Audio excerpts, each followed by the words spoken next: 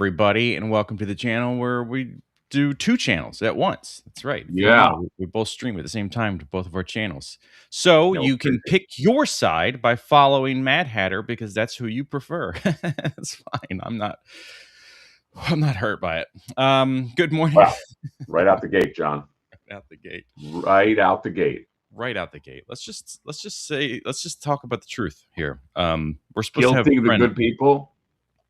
Guilting the good people. That's right. There's let's just say it's a little imbalanced, but that's, man, isn't that always the case? It is, not to be weird, and like it was a joke that kind of turned into something serious, but even my other channel, not my older channel, but when we used to stream with the two, you always get the live audience, and I always find that very interesting, and I'm okay with that. It's interesting to me.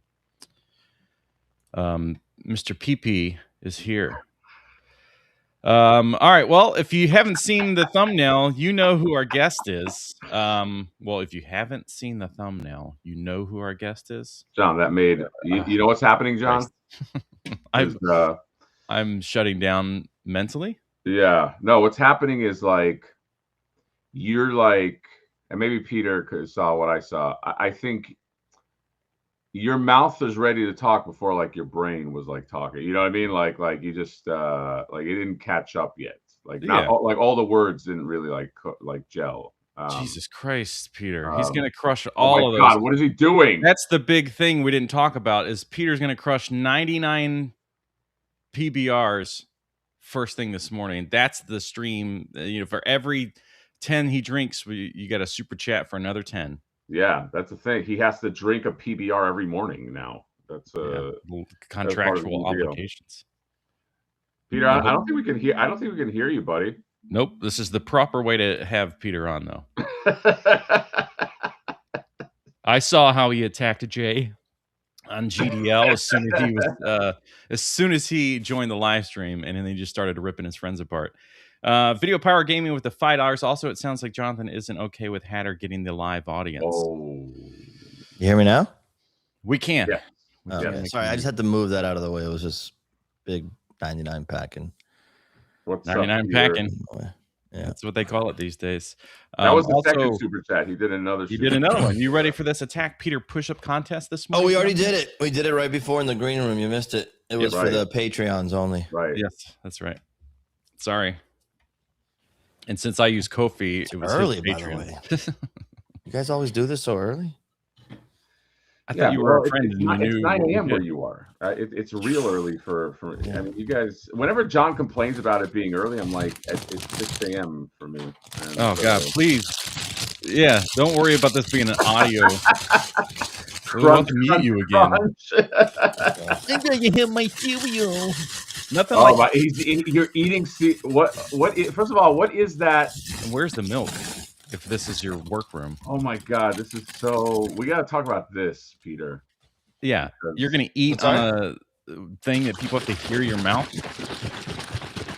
It's just early. I haven't had a chance to have my breakfast. That's not the kind of. Oh God. Yeah. 1 second. This PBR this is more interesting than yeah. Why don't you this is an exclusive. Yeah, you should have done the men behaving badly method and just use some beer for your cereal. No.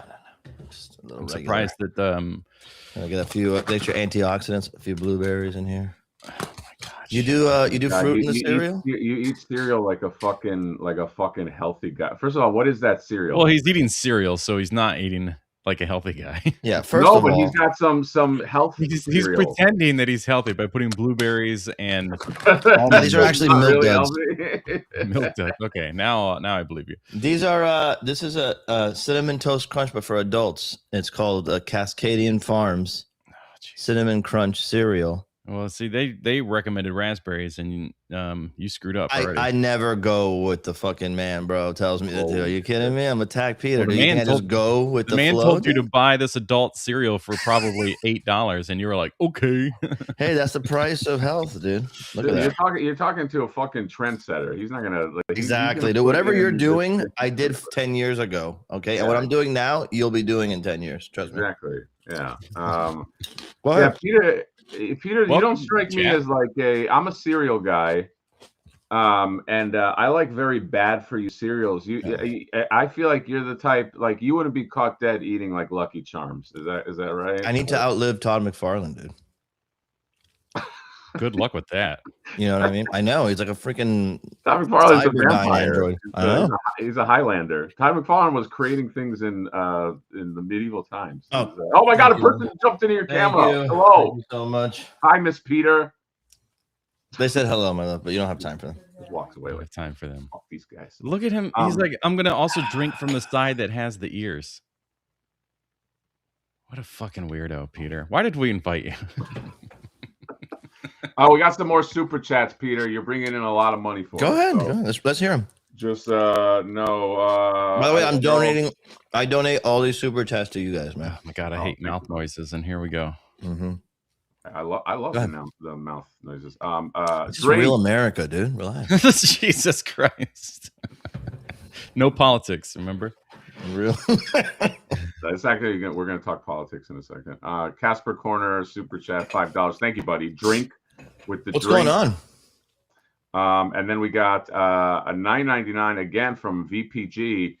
That's 30 PBR right out the gate, Peter. So VPG again really wants you to drink. Is this also going to be about drinking? VPG $4.99. I am on Patreon. Kofi, how many push-ups won? Who won with the $4.99? Well, Peter did 162, and I only managed 7. So yeah, you be the judge. In the same amount of time, by the way. Hold on, did this really happen? Yeah, I don't remember. 167 or it's the top tier of the Patreon, though. It's the elite gold. Oh, you gotta get on the Patreon to do it. That makes sense. That's right. That makes a lot of sense. Peter, how are you, buddy? How's Florida? How's life? Everything's good. I don't even leave my room. I mean, if I had that room, I wouldn't leave that room either. I mean, I'm not allowed to leave the room. I'm barricaded inside. Oh. Everything's good, dude. We having a big news. Drop the. Should we postpone the stream? No, this is good. This is good. No, I love it. This is so real. Dude, please. I like how you say that as if there's a level of class the stream maintains otherwise.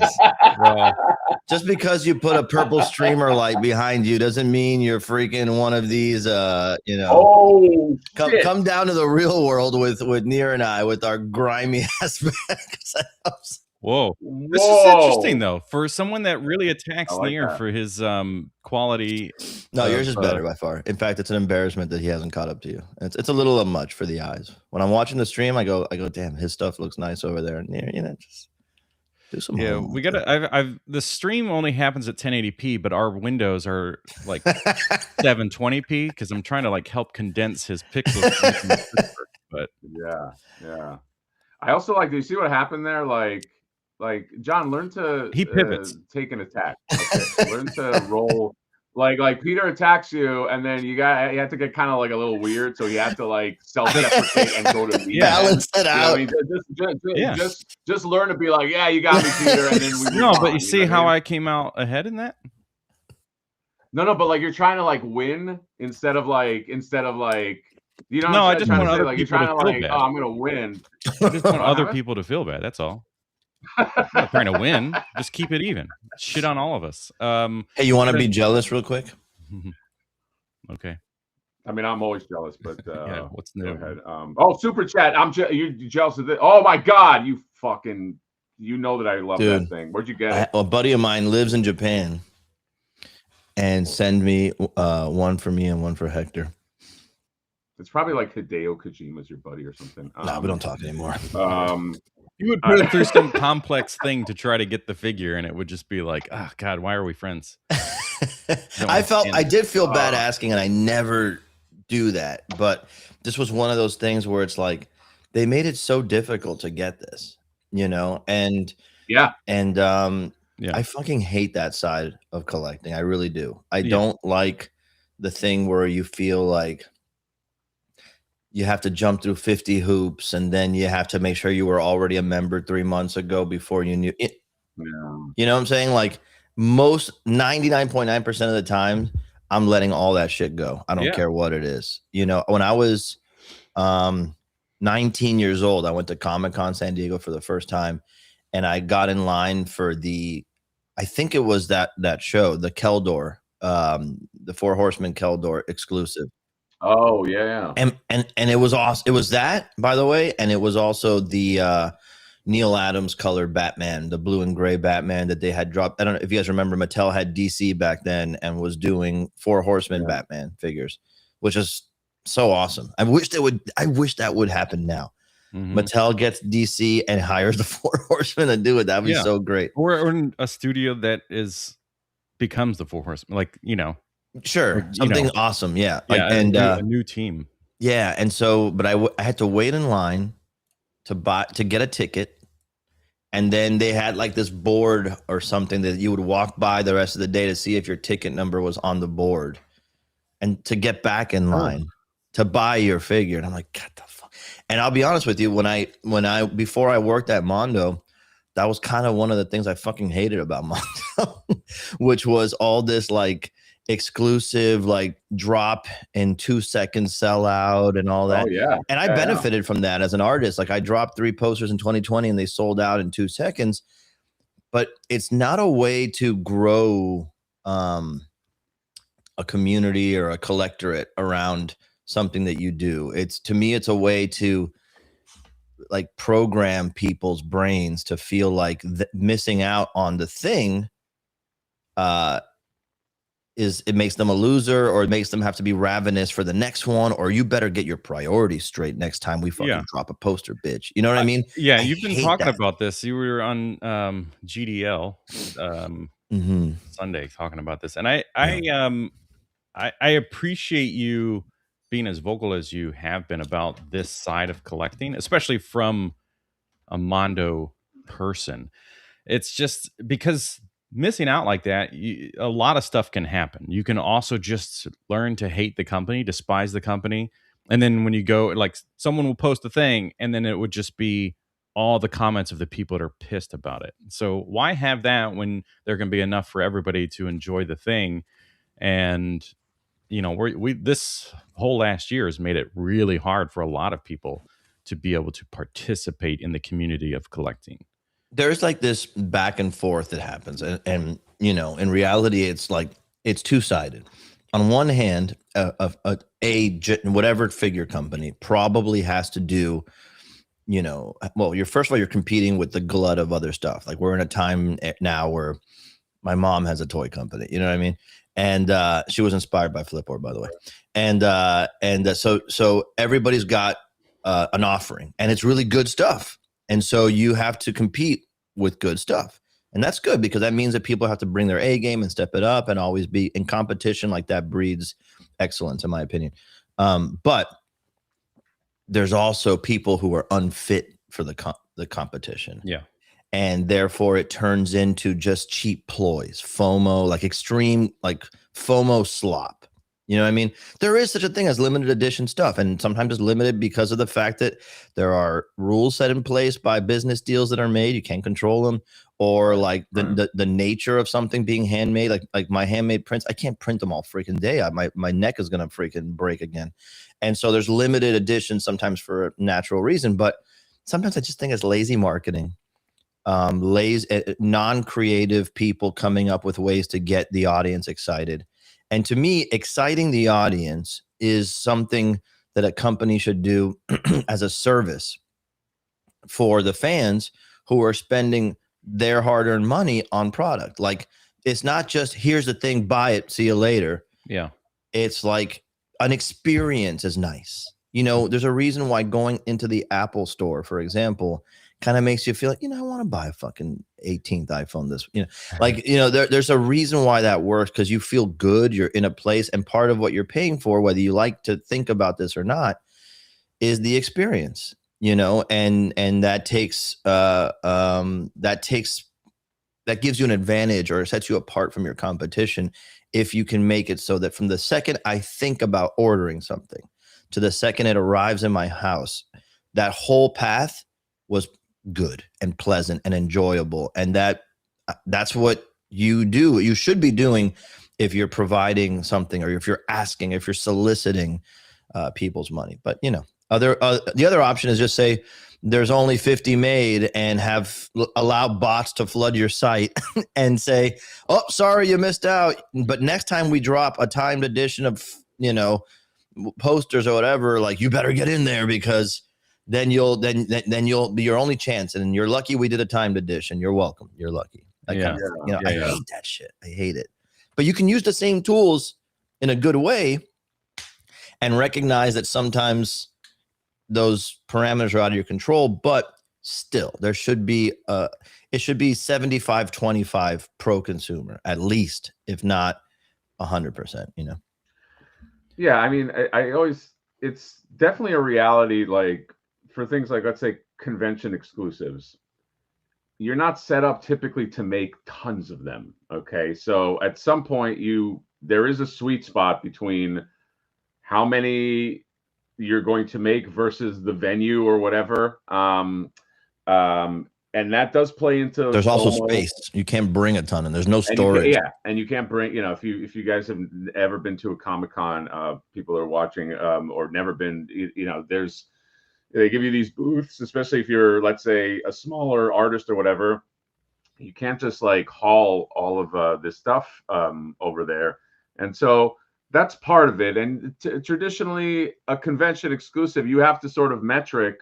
I learned this last year. You have to metric like a certain amount, like how many can I sell, and sometimes you don't know that, and you have to adjust.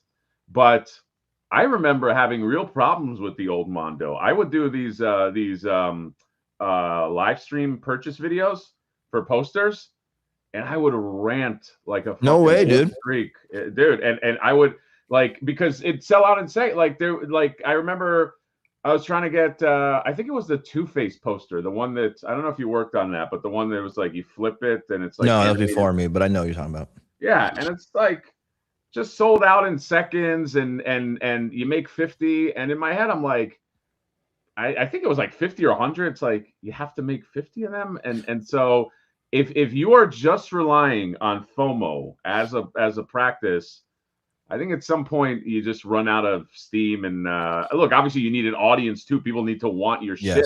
Yes, that's it's important. Not a business practice, right? It's not, so it can't solely be a business practice. Well, you know what it is too, dude. It's like, look, here's the reality. The Mondo posters historically have always been like excellent. There's a reason they're known. They were known, desired. Yeah. They're excellent. They had great art direction, curation, great selection of artists, and it was novel for a long time. Like they were one of the only games in town until other people started setting up the same business model.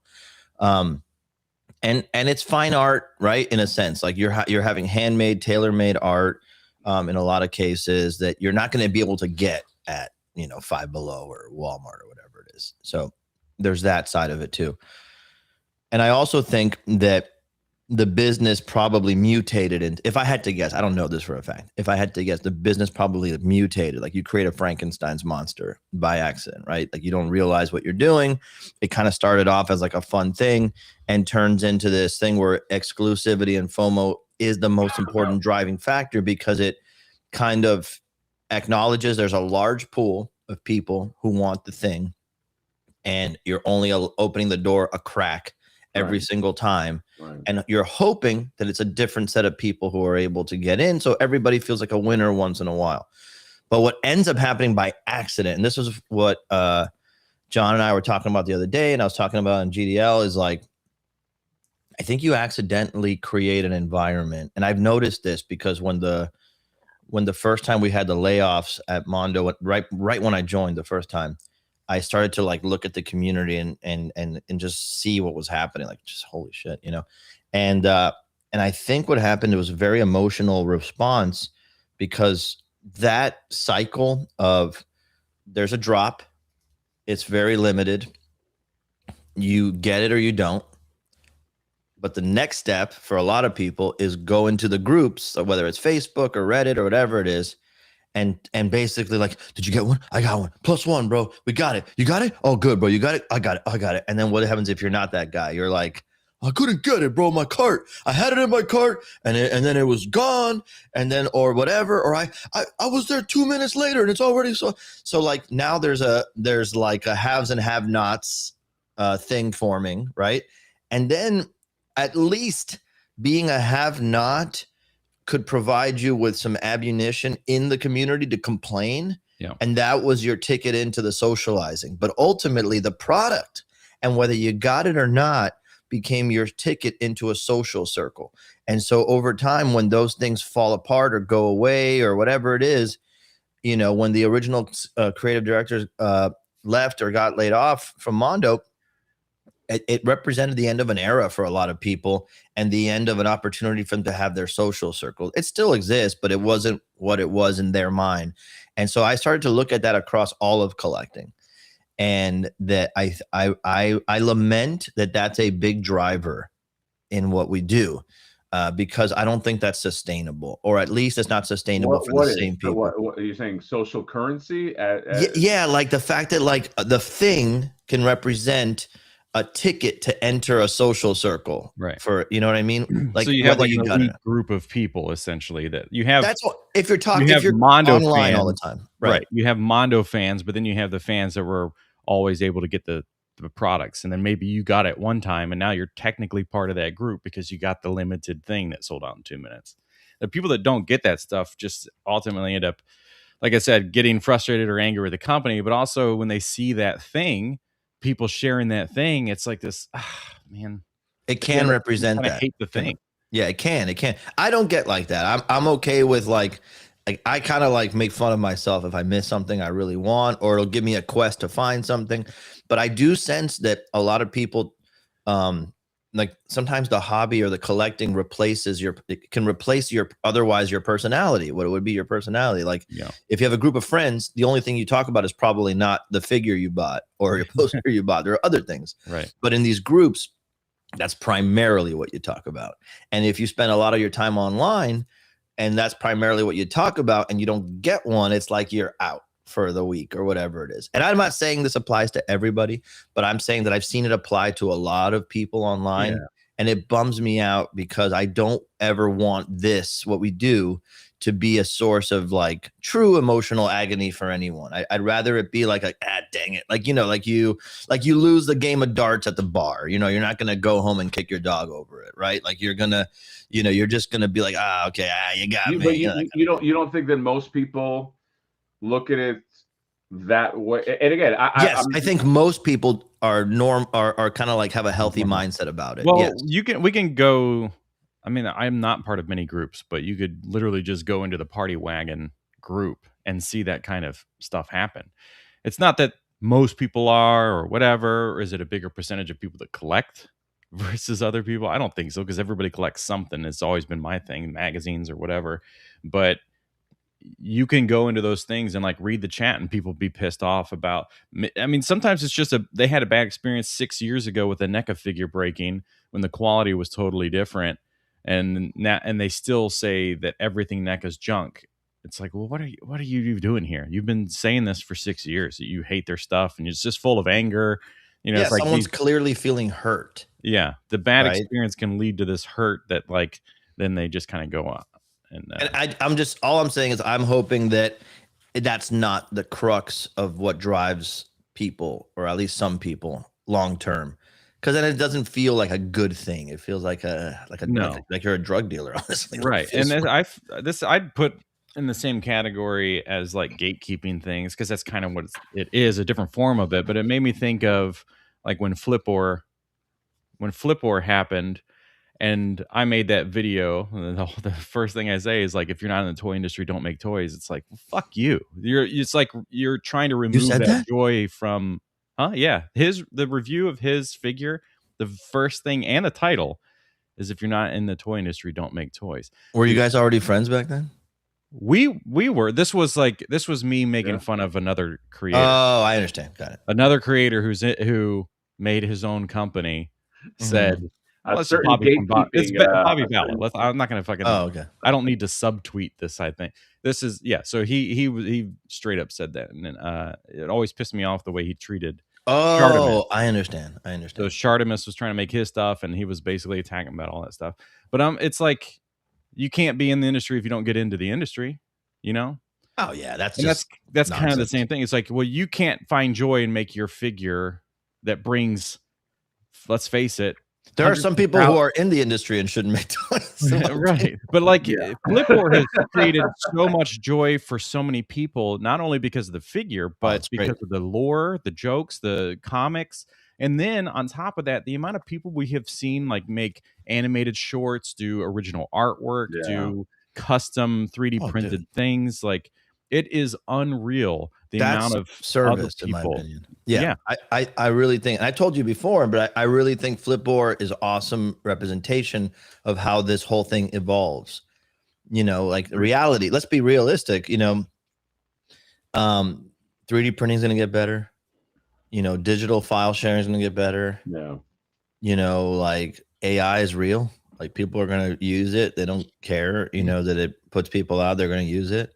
And people born after a certain date aren't going to care about the taboo or politics of this kind of stuff. Yeah. And so the reality of the future is like when I'm Nier's age, you know, 20 years from now, like it's going to be a totally different landscape, you know, and I don't mean to date you, but you know, just for example, you know, Can we date? yeah. Married, right? Yeah. I think if you do tree rings, we're the same age, but I think if you go by tree rings, but human years, it's The way life treated Nier added 20 years to it. Well, he started in Miami. It was trust me, that's a disadvantage. But yeah. So the point is, that'll take a couple of years off. But ultimately, that's the reality. It's like I don't think things are gonna have value unless they come out like Flipboard comes out. Like I think that's where it's gonna get. Yeah. Like we're already like the dude, it's so crazy. Like we're not a monoculture in terms of pop culture anymore. Right. Like I talk to people younger than me, not many, but they don't have the same reference points. They don't have the same like cultural touchstones. They're not influenced by the same things, inspired by the same things. They don't care that Kathleen Kennedy stepped down, for example, or not. They don't care one way or the other. It's gonna affect them. And when I ask them what they're into, it's shit I'd never heard of before, you know? And so I think in the future, it's all going to be small communities supporting smaller creators. Because whatever the thing is, the widget in this case, represents my experience watching you make it, like announcing that you're going to make it. Showing what it takes to make it, going through the cycle of being a noob, right? Like I don't know what I'm doing, but you know, and that whole thing is going to be the experience. It's like when you go to Disney World or Universal and you buy any of the collectibles there. Let's be honest, it's all trash when you go there, right? Like there's nothing in that park that you would buy outside of the park and be as happy as when you bought it in the park. It's because in the park, like it's fun and you're having a great time and you're with friends and the rides and that music. Part of the experience. Now you walk out with a freaking Velociraptor beach towel that no one needed, right? So like, but the point is, that's what I think the future of collecting will be, is there will be souvenirs and artifacts and symbols of a great experience and time and community that you have. And, that relationship. I can say right now, the stuff that brings me ultimately the most joy is like starting to build, you can't see it somewhere. It's in the noir section of his room. Your character in Flipboard. Oh, right. Yeah, exactly. So like I put those together and I'm like, oh my God, I just want to cool of things of people that I know that made things, you know, and I don't want it to be like it's Spider-Man. I want it to be whatever this thing is, whatever this, you know, spirit of Sith-Door. I love that. You know, it's like all the stuff that people I know that are creating a thing and being able. It's like what I love. Fan art. I love to go to Art Alley more than I fucking despise booths that are like, we just resell mass-produced things. I'm like, who gives a shit? I'm gonna go over here and see this handcrafted item. Yeah, it kind of represents the best of us, right? Like it represents the best of our potential. You know, that you can have an idea as a human being, and it could be a weird ass idea that no one asked for, like a freaking, you know, a bootlegged ass, you know, reseller or an octopus alien creature. No one asked for it. and you can have that idea and you can just will it into existence, filled with insecurity and doubt and you know, imposter syndrome, and still get over the finish line. I was talking about Nier, not me. And still get over the finish line, and people will applaud you for it and want it. And I really think that when I buy something like that, it's because I want to reinforce that creative spirit, and it's going to inspire me back. You know, like I've gotten to a point, and this is my favorite part of my job, is that it allows me to meet makers of all kinds and people in different steps of the process. It's not always like I love this one sculptor or painter. Sometimes I know, like I have a friend at Sideshow who manages, you know, production over there, and I hear stories from them, and I go, I want to get that thing. It makes me, you know, remember these great stories. And I look at my collection room, and there's a lot of that in here. Like I like to say, and this is why when I got to Mondo, I told Hector, like, we got to get these guys like in the front. Like, it doesn't matter what I say or what Hector, I mean, Hector does hands-on on a lot of figures, so it's different. But in general, like, I want people to know who Alex Brewer is. My God, like what a treasure, right? I want people to know who Tommy is, who May is, who Brandon is, who, you know, Mark, all those people, down to like, you know, our the people who do production behind the scenes, because those people get together like it's a freaking garage band, you know, put all their time and energy into something. There's emotional roller coasters that you're on every day. And all the reason they do it is because they want it to get into your hand and you to go, hell yeah. And so like that is the juice for me. Yeah. Yeah, no, it's a very and no one should shit on that ever. Like whoever it is. And I know Bobby Ballard likes to talk shit. I think he's funny a lot of the times, believe it or not. When he shit talks, I do think he's funny too. I do think it. And I like the smugness. I think that works for me. I go, like I like it, but I like it. I'm going to tell you, I grew up in Miami, and all my high school teachers were like Marist brothers from the Bronx, New York. They'd slap you around, you know, like I relate to that, but I don't think anybody should ever poo-poo someone's quest, however wild it is. I mean, even if they do, you know, I just don't give people like that much power. You know what I mean? Like, there's always going to be, but even the quote unquote, and I don't consider him like a rival, but even with rivalries that we have in this friendly rivalries, right? Like friendly competition. Yeah. Yeah, it's like a healthy, but I guess to me this is all sort of like fun and games anyway. So I don't take it. I don't think it's that, you know, like I throw shots at like a certain other review channel. Honestly, on the scale of 1 to 10, it's probably like a 2 in my life, and it's probably the same for them. You know what I mean? It's like, who cares at the end of the day? But you're right. I mean, to me, it does feel like I've said this a few times before, but it does feel like when independent films started coming out, and you know, I think I was like 40 at the time, and like Pulp Fiction came out, and you were just like. And like, it offered like. Did you say you were 40 at the time? Yeah, I was trying. I thought you would jump on that and like start attacking. No, because that's just a natural fact. I'm not going to make fun of your age. I'm in my 40s, guys. God, I am in my 40s. What was I saying? But yeah, it's naturally what happens is the big boys, you don't get enough out of them. But I'm very thankful that we do live in a world that.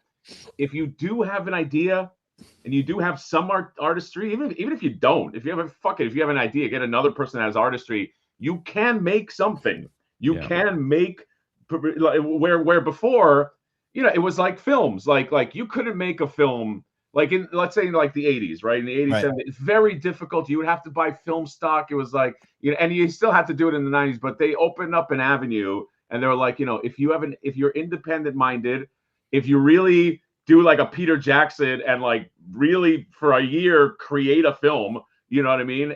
You can make one, and there will be an audience. There will be a venue where at least people can see and you can share that experience. I feel like toys are going through some kind of renaissance right now as well, where, you know, you're always going to have the big properties, and you guys deal with the big properties too. You approach them in a I feel like in a more artistic minded way. But it's a great time to be doing this, and there's exciting things that are being done. It is. because there's the ability to get that out. Yeah, this group of collectors grew up, in my opinion, in the original golden age of toys, right? Like, which was, you know, McFarlane starting up, you know, look how Yeah. realistic it can Yeah. be. But you could still go to Toys R Us and see like all the Marvel superheroes. Like you were there for the jump from the original Marvel superheroes toys to like movie maniacs. You saw that. And that to me, that jump was very inspiring. Yeah. You know, and now the people who like me, like you, were very inspired by that. We're in a position to influence this world, right?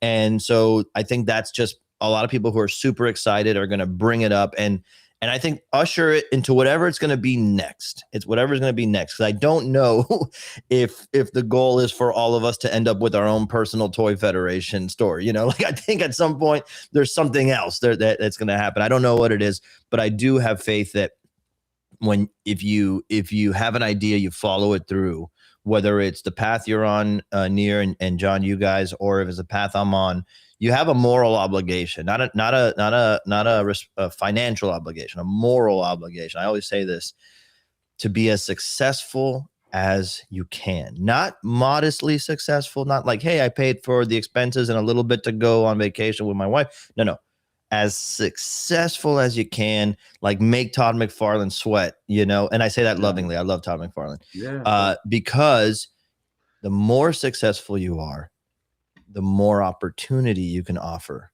to someone else who doesn't have an opportunity yet. You now have the ability to put your literal money where your mouth is and find the next person to help up. And so I always, you know, encourage anybody I talk to about this stuff. Like, I don't know how it's going to work out for you, but go hard as fuck on this stuff and make it as great as you can make it. Whatever your potential is and whatever your ability is, go hard on it, because not only will you feel good, not only will this become more meaningful for you, but it will open up a door for the next person. Look at the Four Horsemen. I always point to them. And that's like the greatest example of like, you know, if you're not in the industry, don't make toys. What is Legion's Con? What is Legion's Con is amazing, filled with people. Yes. And I've only seen it virtually. I got to go. You in to be part of it. Yes, it's so good. That's the model in my opinion. I agree. It's incredible. I mean, you could look at that and be like, oh, we're a company and all these people are like they're producing their own parts. We should go after them and tell them to stop because we're Disney, you know, or whatever. And it's like, or let people have a community around the thing, and that always just helps your bottom line anyway, because now people are going to buy the thing to buy that guy's thing. You know, it's like those parts that this person is making, 3D printing or whatever, the customs, that couldn't exist without your product. So now your product is selling more, it's reaching a wider audience. Yeah. You know, it's funny. I used to do Artist Alley as an independent artist, starting in 2011 is when I did my first con. And there was a time where people would come around and drop a cease and desist on your table. Yeah. Oh, wow. And yes. And small cons here in Miami, not even like a big show. Orlando was what you would get them. And then I would get them on from my Etsy site, you know, like it would be random too. Like it would be, I have like 3 pieces of Marvel art on my store, Marvel, you know, characters in my artwork, and only the Guardians of the Galaxy stuff got a strike. And it was in the wake of the Guardians of the Galaxy movie coming out at the time. And so it's clear that it was like, they didn't care about that you did this. They cared about this particular thing at this particular time. Yeah.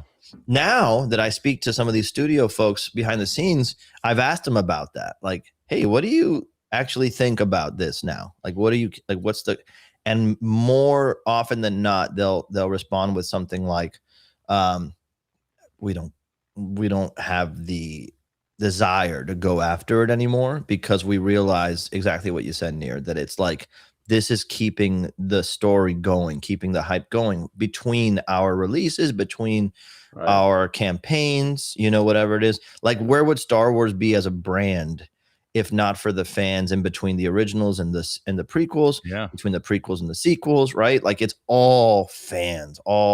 That's actually, they're starting to realize a great example, because the fan culture kept Star Wars alive for 20 years before they were like, before George Lucas was like, let's make another. And that then galvanized everybody, because that was you know, that was a worldwide event. And so you're right. It's like fan culture does mean something. Yeah. And yeah, it's like you guys are music people too to some degree. It's like when people used to follow bands. Yes. You know what I mean? And the band became kind of your culture, and you talk to other people and you're like, oh, I was there at their show that the you know what exactly, I mean? So, exactly. Fucking I use that as a model for a lot.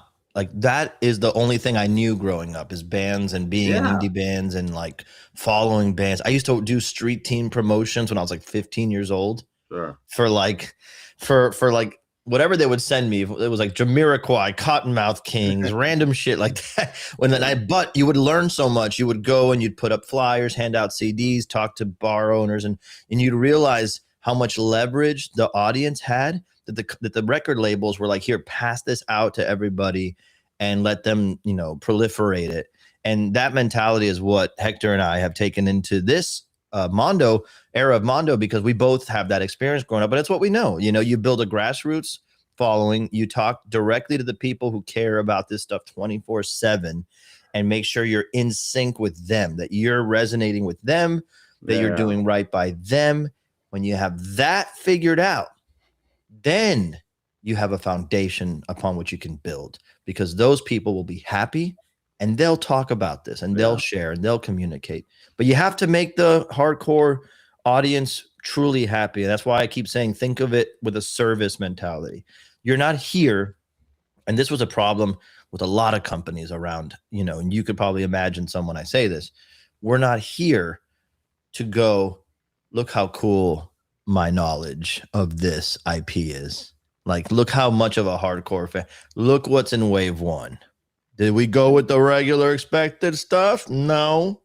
We went with the deep cuts you would never see anywhere else. And I'm like, appreciate it as a hardcore fan, but risky business model. And you're not here also to just kind of like, I don't know, man. You're not here to like hold court at the lunchroom cafeteria table and decide who gets to sit with you or not based on, you know, when they started reading comics. Or, you know, like I always tell the story of being like a kid in a comic book store, you know, at the time of the Image launch. And to me, it's such a touchstone moment. I bet you guys, you know, have some memories of that. And just getting the Spawn #1, Wildcats, you know, I remember buying Marvel trading cards. My God, that was my lifeblood. Oh my God, I have them here. I gotta show you.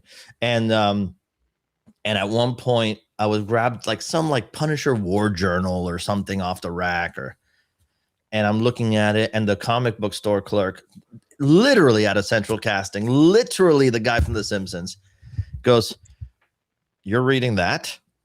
And I'm like, I like Punisher. It's cool, you know. Like I had the toy and the Punisher van. Yeah. And he goes, "Have you even read The Watchmen yet?" Wow. And I'm like, "Bro, what?" You know, like now I look back and I go, I was 11. I'm supposed to read about the fucking Cold War and meta-analysis of comic characters. Like it's the wrong approach. The right approach. Why sell it?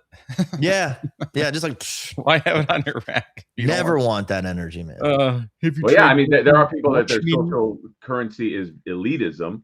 Yes, that's always a weird thing. Exists, man. I've talked to John about this a few times, but like elitist, like I know. I'm sorry that like I feel like people really need to know this stuff if they're gonna try to talk about it.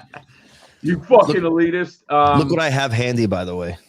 What is that? Are you gonna show some baby photos? It's Marvel trading cards. This is my series 1, 2, and 3 Marvel cards.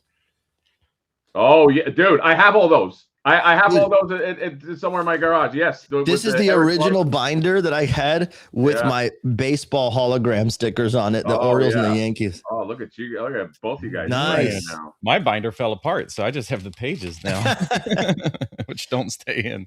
That's so fun. Man, how good was this time, though? Like, dude, the power. That one is Marvel Superheroes Series 2, correct? I just showed 2. I have one here. Don't. Nobody panic. Okay, all right. That's one. But one was, I consider one like a prototype of 2, because 1 was great. 2 is when they perfected it. Well, 2, my friend, is when they put in the power levels, dude. Yeah, right. That is, I mean, does anybody understand how big that was, man? Like, they literally said, what do kids do all day is talk about who would win in a fight, Venom or Wolverine, Silver Surfer, Adam Warlock. Right. And they go, let me help you. And they would give you the power levels. And now you would have some data by which to present your argument about how Puck is garbage and shouldn't even be in Marvel because that guy sucks and whatever. And so, but then Series 3 came out, and I thought it was a step backwards, to be honest. They still had the power levels. Series 2 is when it peaked. Yes, Art Adams are in there. Man, just such good live. Also, I think still the peak is the Jim Lee. Do you have that? Like the X-Men cards? No, I didn't get those. I was good. I was fine at that point. No, Peter's poo-pooing it, but like everybody just didn't get him. Everyone who doesn't know, the Jim Lee cards, I believe, are like peak excellence. First of all, the whole card set was done by one artist. No, that's a feat in and of itself. I mean, just Jim Lee's the GOAT, Mondo artist, Jim Lee. Yeah, as an artist, like, and a kid that was drawing all the time, I would just stare at those cards, man. Like, just incredible. And then when you would find that, like, you can build like a whole visual. The Danger Room setup that you can do. Dude, the first thing I got when I got to Mondo that I asked for is, can we reproduce Marvel Series 2 cards as posters? And there was talk that it was possible. And then I reached out to Art Adams, who did some of my favorite cards. And I said, hey, would you be down do you have the original artwork or original scans or whatever it is? And he goes, you don't want to make those big. And I go, what do you mean, dude? He's like, they were drawn the size that they are. Whoa. And so that's what he told me, that he would drew them the size that you see them. And so if you really go over them like with a microscope and look at, that's what they would be like if you exploded them big. Oh my God. He drew that size? That's what he said. Yeah. He told me. Which is awesome too, by the way. Like it is, but that's fucking wild to me that you could draw that. Like that's very difficult. It's like somebody that just didn't get the note that, like, oh yeah, it's like if we talk about making trading cards, and it's like if we just sent the artist the request and they just were like 3x4, okay, and then they just drew in this little thing, and they're like, all right, well there you go, and we're like. That is not, by the way, that is not a great business model for an artist. I got hired by a company. I got hired by a company. I won't say the name because I do like them and respect them, to do some trading cards. One of my first paid gig ever was to do, and it was basically like it was for Mars Attacks. And they said, would you, because by the way, Mars Attacks has like a hardcore following in card collecting still. And I love Mars Attacks. Are you kidding me? And they said, you do 25 cards in your style, which at the time I was just painting.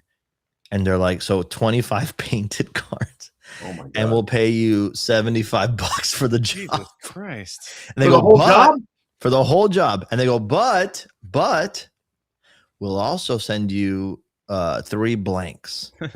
And I'm like, whoa. Okay. And like, no. You can paint those blanks and sell them on your own in the aftermarket for quite a penny. And so I ended up doing it. I had nothing else to do, obviously. And I was still blown away by the chance that anybody asked me. Yeah. And I did $75 for 25 cards. If you scroll all the way back on my Instagram, you can see them. And the cards, I painted them, and I sold like 3 cards for $100 a piece. So I guess I made $375 to draw 28 or to paint 28 cards. Jesus Christ. If you work out that math, it's like nothing. But it's all $3 a card. You're so excited for the opportunity. Yes. It was the right gig for the time. Right. It's not something I would want to continue to do forever. That's for sure. And I had to turn it down when it came back around. Cause I'm like, bro, I can't justify this. I want to, but I can't do it. Yeah. It reminds me of like acting jobs locally for like commercials and things, and just like the rate that they'll, like, a thing will come through and here's the rate for 8 hours. And you're like, what the fuck are they doing? Like, this is the most disrespectful stuff. And to keep it toy related, see it all the time with companies like, there's a really big store that likes to find people to work, like creators to work with. It's a big one. Their method is really bad for creators. It's super disrespectful. It's like is it a toy store?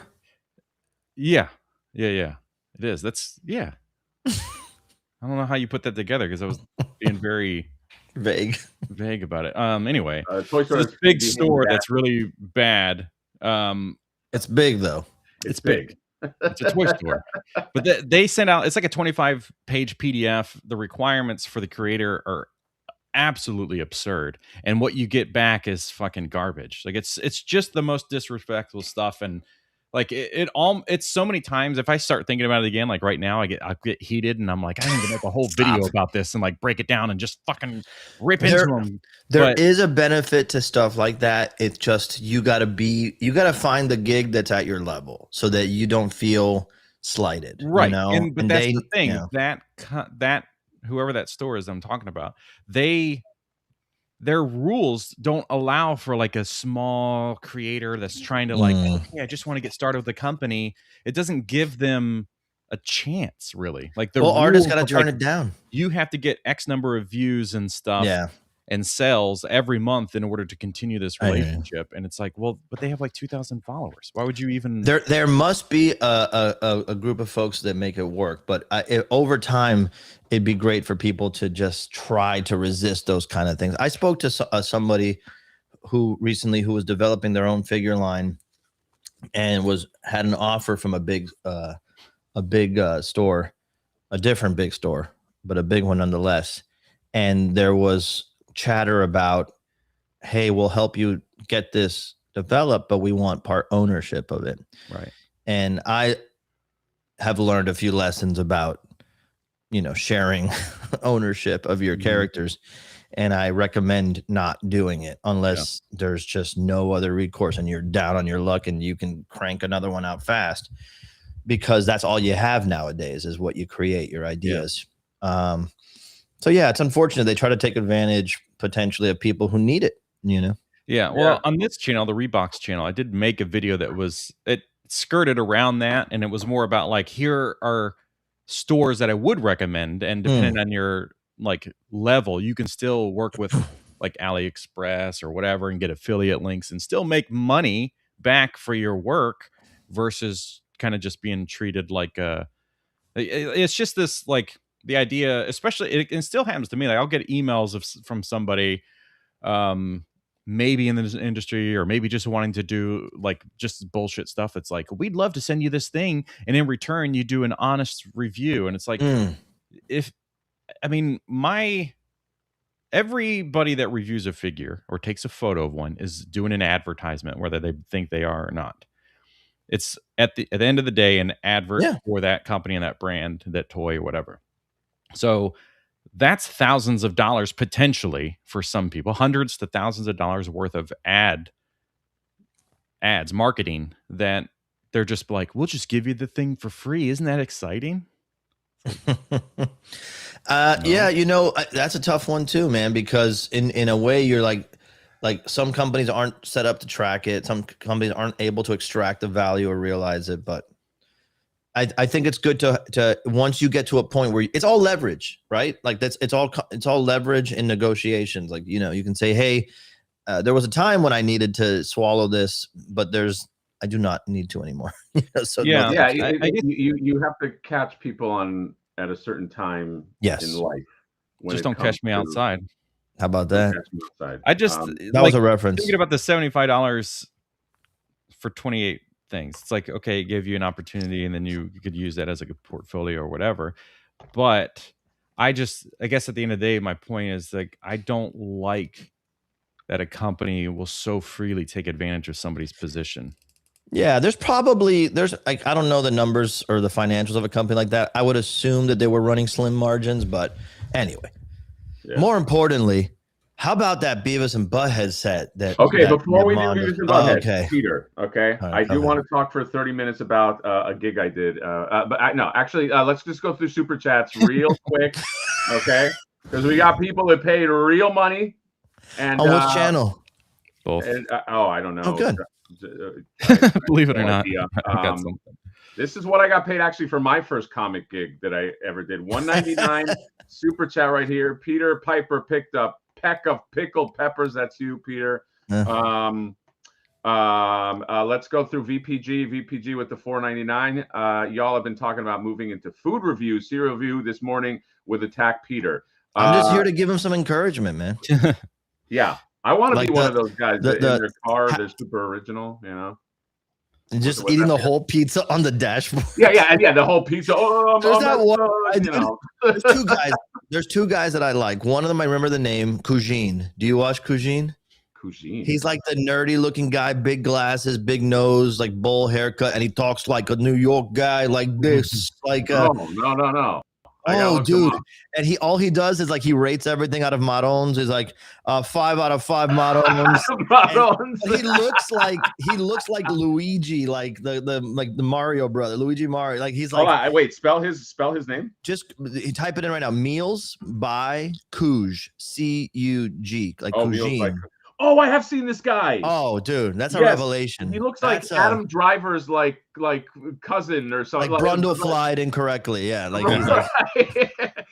yes, I have seen. He's a good. What's the other one? The other one I can't remember his name, but I could probably do the impression. He's like, "Okay, guys, we are opening." Yes, I follow that guy. Yes, I can't remember his name.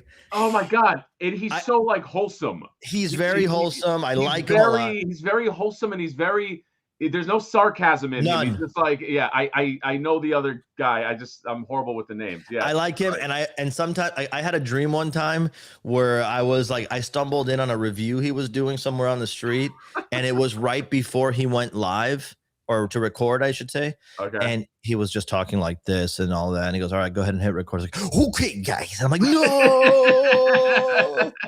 I woke up. Disappointment. Yes. I love who is that? Somebody in the I don't know. In the But chat. Coug to me is the best, and you know it's just so great, so great. Yeah. But you know what? You and I we share a love anyway for like people that are just kind of like why? I like a little bit. It's yeah. a tasteful sprinkling of you know, a little extra English, let's say. Yes. But I like the hand talkers and the we're ethnic. I know you do. We're ethnic. Oh, well, let's just keep going through the chats. I just don't want to miss it because I want you to have enough time to. That's the legendary Tom Whalen, by the way. What happened? That's a super chat from Strong Stuff Tom. That's the legendary artist Tom Whalen. Blessing your feet. Well, he's telling you to chew closer to the mic. Because usually I just call him and do that, so he's trained. Okay. Well, thank you, Tom, for the super chat. And then we had. I don't want to miss any here. We did have robot reviews with a very generous $10 USD. Mondo always deep dives into your new figures and show everything from top to bottom and how the figures are made and who's responsible for making these awesome pieces. That is a fun experience. That is correct. You are one of the people at the forefront. You and Hector and sort of the culture that you have created is very much a you're not on the stage. You're kind of in the mosh pit with everybody. Well, that's just a response to losing Toy Fair. I want to get closer, like you are. The mic. There we go. It feels good for my sensory experience. But yeah, the thing is, I was just watching a video that Dan Larson made. Have you guys ever had? Yeah, you just had him on. Yeah, Dan Larson talking about the history of Wizard and Toy Fair, and I go, that's all we must have done subconsciously is like want that to continue.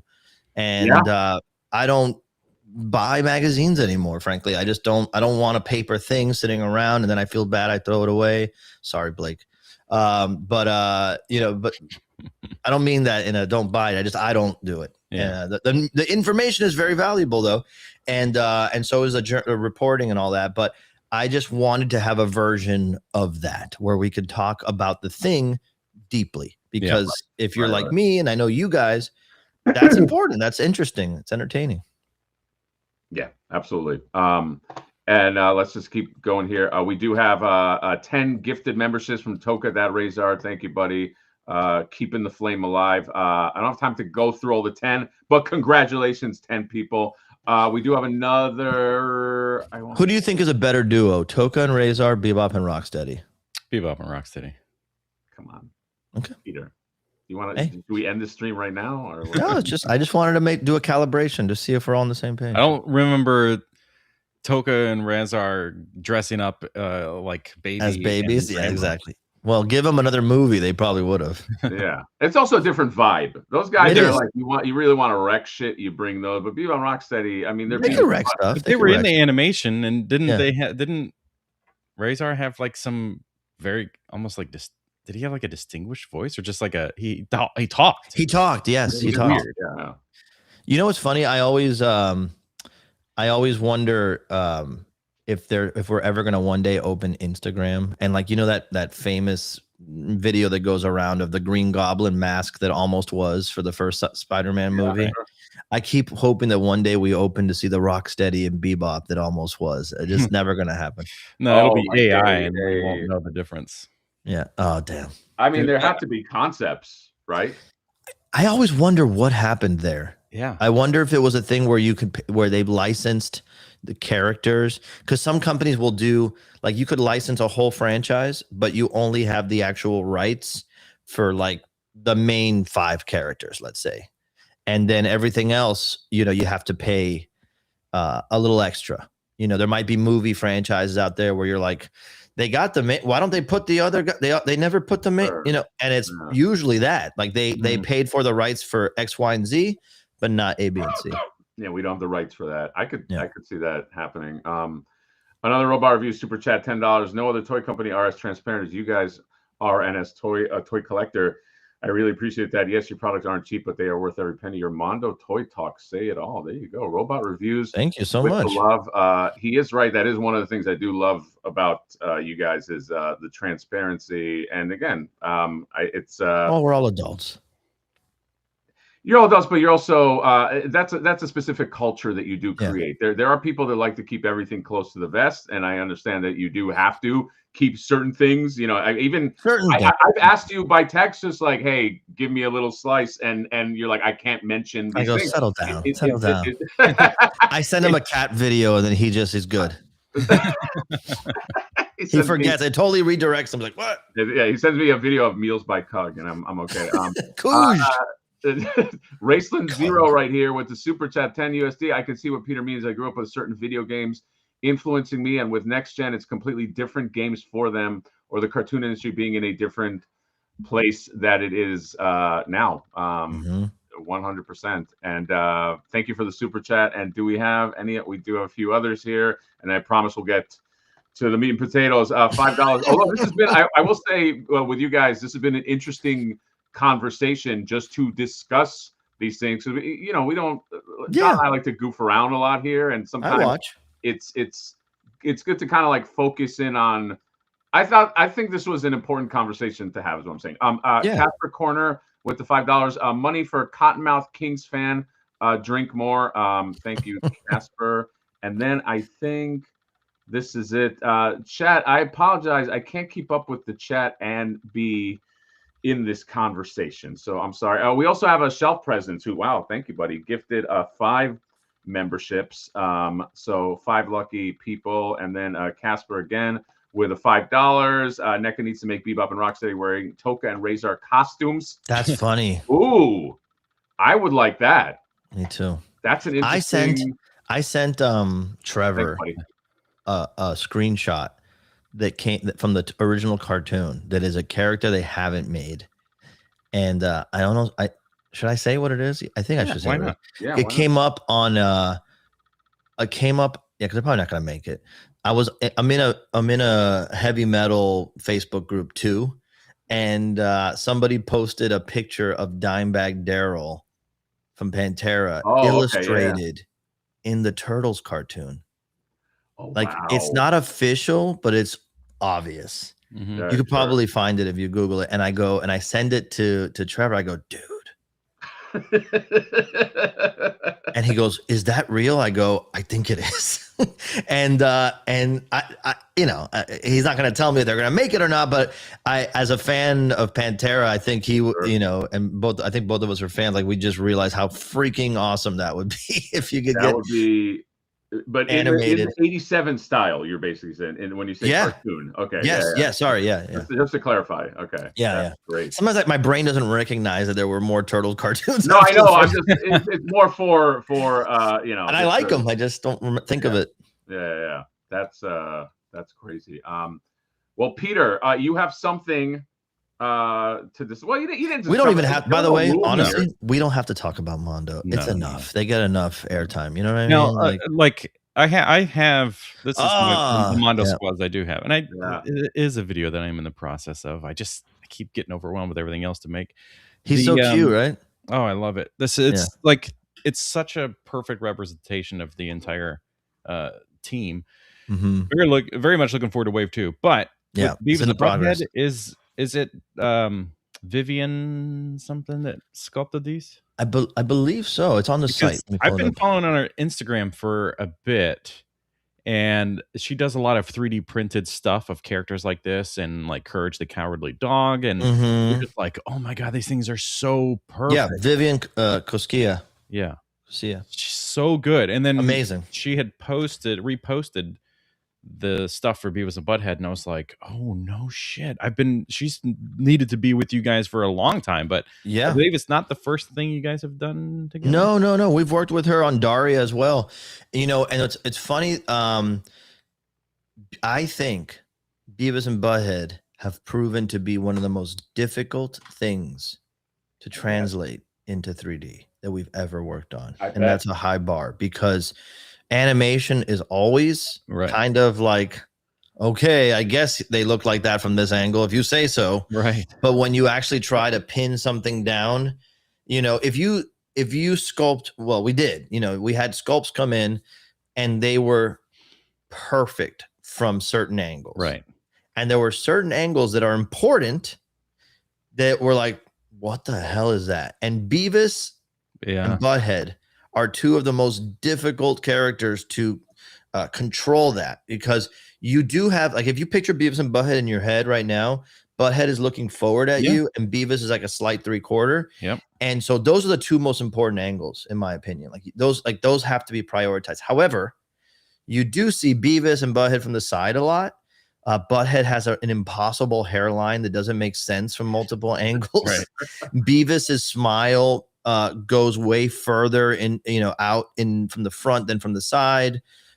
Dude, so many, like the eyes are a certain size and shape in the front, but in order to be able to see what you see from the side, they actually need to wrap around more. So there, that was a while. I remember there's many nights, I will say, that I clock out at a certain time and I'm just having normal life, having dinner with Gabby or whatever.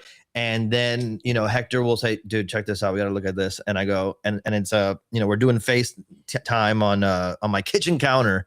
And I'm like, oh no, it's not right from this side. Not right. And then him and I are trying to unravel what it is. You know what I mean? Right. And that Beavis and Butthead was one of those, bro. That it escaped the studio and went to the kitchen. Dude, I could believe that. It's such a weird, crude style, but it's so part good. Of its charm anyway. You have to nail it. Yeah. Or don't do it. You know what I mean? You have to nail it or don't do it. Well, we got to see these things on display at San Diego, and we knew in that moment that you guys nailed it. But seeing all of the new photos and parts and stuff, like it is like a perfect encapsulation.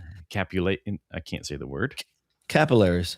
It's my capillaries. Do you know how they say capillaries in the UK? Capillaries. I know how they say it. They go capillaries. No, capillaries. Capillaries and aluminium. Yes, they also call French fries crisps, which is no.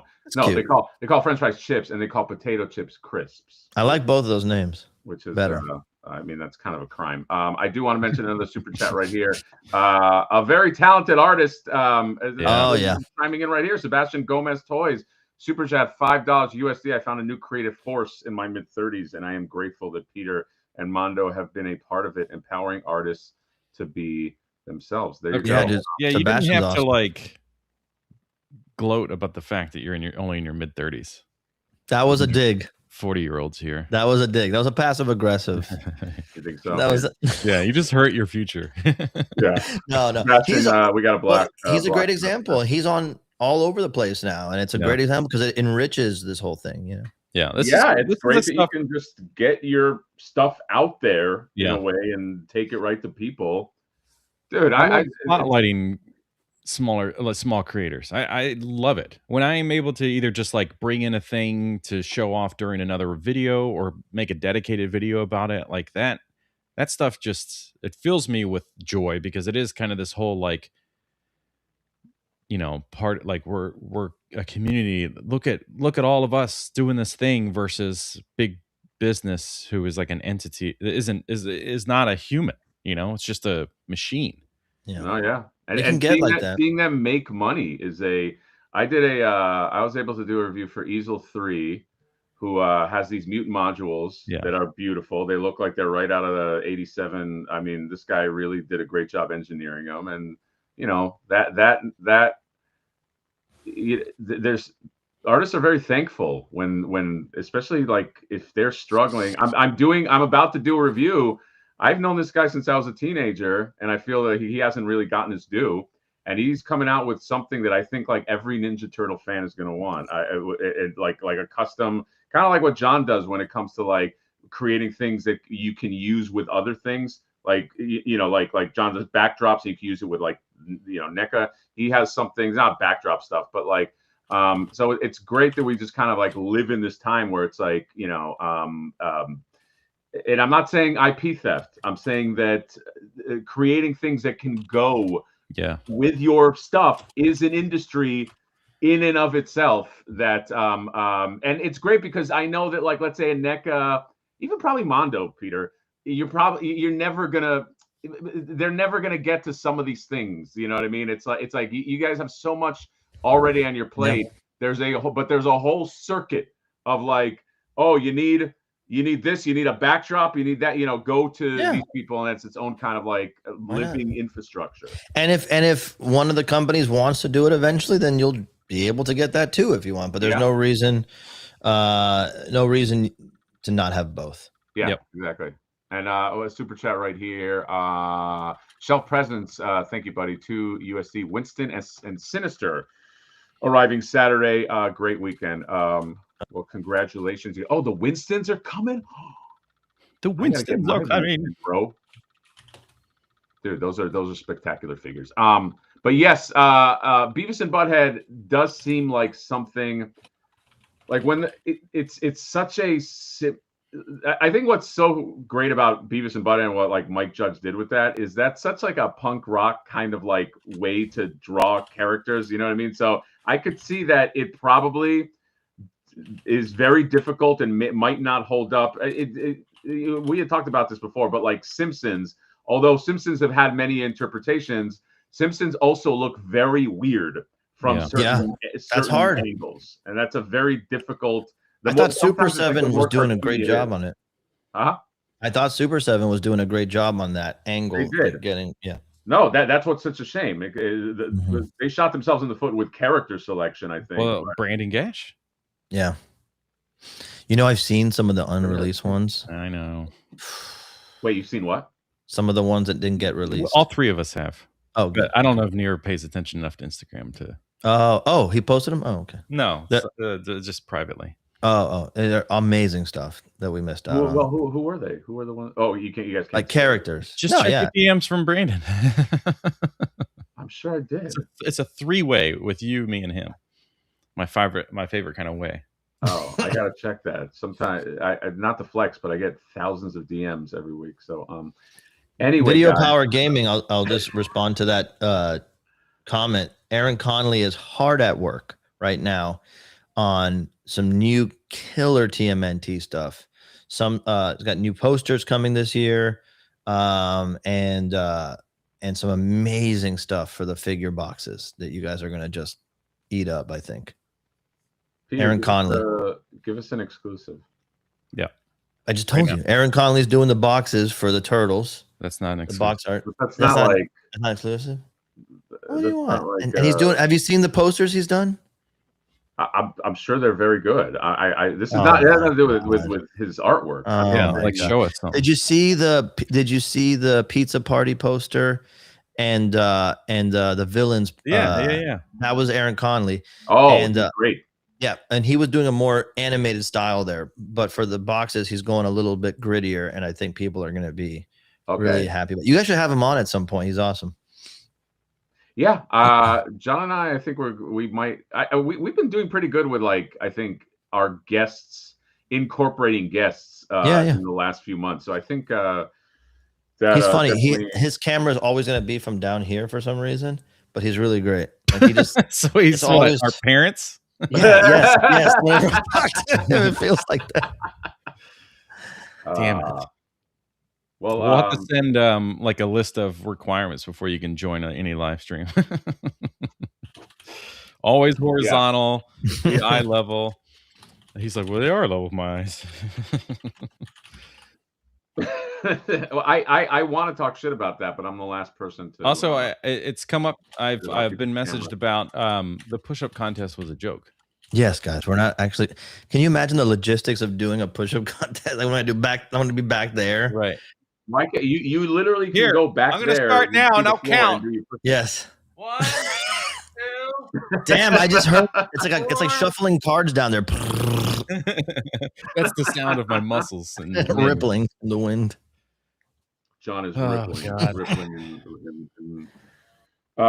Well, Peter, do you? I don't know. Do we want to just? Do you have any other? Like, I'm not going to ask questions. I'll answer if I can. Okay. Do we actually? I want to throw it into the chat. Play along. Chat. Do you have any questions for Peter? You may have asked questions, and it's just been very hard to keep up with the chat and be involved in the comment. Sometimes people like they don't understand. It's like when a guest comes on, or we're getting into something, we want to be involved. Right. No. It's like being at a lunch with a friend, and then the table next to you just keeps talking to you, and you're like, hold on. Yeah, exactly. Exactly. You're not being rude. It's just like, we haven't seen this guy in a long time. No questions before this point count. It has to be from here forward. Right. Yeah. Ask your question. Yeah. Even if you already asked it. It's just very again. Also, if you guys don't know, Mondo does do their toy talks, and that is a great place to ask questions. I mean, your questions will probably get answered anyway just by watching, but I am impressed by the times, so many times that you'll pull up and answer a question, and I'm like, ooh, they shouldn't have asked that. And you still acknowledge it. And I'm like, remember that Hector's a dad with young kids, and he also taught. I've taught for 13 years. All ages, kindergarten all the way up to University of Miami grad students. And all that job is wading through uncomfortable fucking questions, right? In between trying to communicate some education around. So like, go with the flow, it's all good. Well, that's a skill set. I love it. We have anti-flow. We got Mr. Durr with the super chat 7CAD. Hello, thank you for this great discussion. Is there any information you can share about potential Scarlet Spider and Weapon X 6th scale figures? Well, I will. No, Peter, go ahead. We're not working on either one of those, but we have talked about it would be awesome to do Scarlet Spider because it's a fairly reasonable thing to be able to produce. Weapon X might be a little more challenging. You need a whole, but I desperately want to do Weapon X. It's just, with both of those lines, just because those are two lines, and Batman as well, where you get, I constantly get DMs about, don't forget, make sure you put in that kind of thing, and valid. All of it is valid. You want it. We even have internal discussions about who to get to first. But the goal is to get to as much of the entire pantheon of characters as you can. It's just a balancing act of trying to release a figure when the hype is at its most hyped, because people are more likely to want the character when things are going well and the character's hyped up, and trying to balance out the release cadence because they're not cheap figures, right? And so you got to be careful with how much you're putting on the collector. Sometimes we don't have a choice for what and how much we release, because there are things like time restraints, like there might be a license that's ending at a certain point, and internally we're like, well, we could just, it is what it is, or we go, Jesus Christ, if we don't get these next 3 characters out, I am going to be devastated personally. And so it might piss off some collectors to drop 2 extra characters within a time span, but hopefully they understand that it was a necessity, even though we can't publicly say that. You know, so that's the balancing act. Yes, would love to get to both of those two favorites internally. It's just that there's a line, basically. Right. I did get Lizard. I did will the Lizard into existence as the next villain for the Spider-Man line, and that wasn't a guaranteed thing. There was a lot of talks about Green Goblin, and I'm like, bro, there's only one Lizard, dude, and it's Lizard, baby, right? Dude, I'm a giant Lizard. Me too. Fan, so I'm fucking all in. You know what's crazy, man?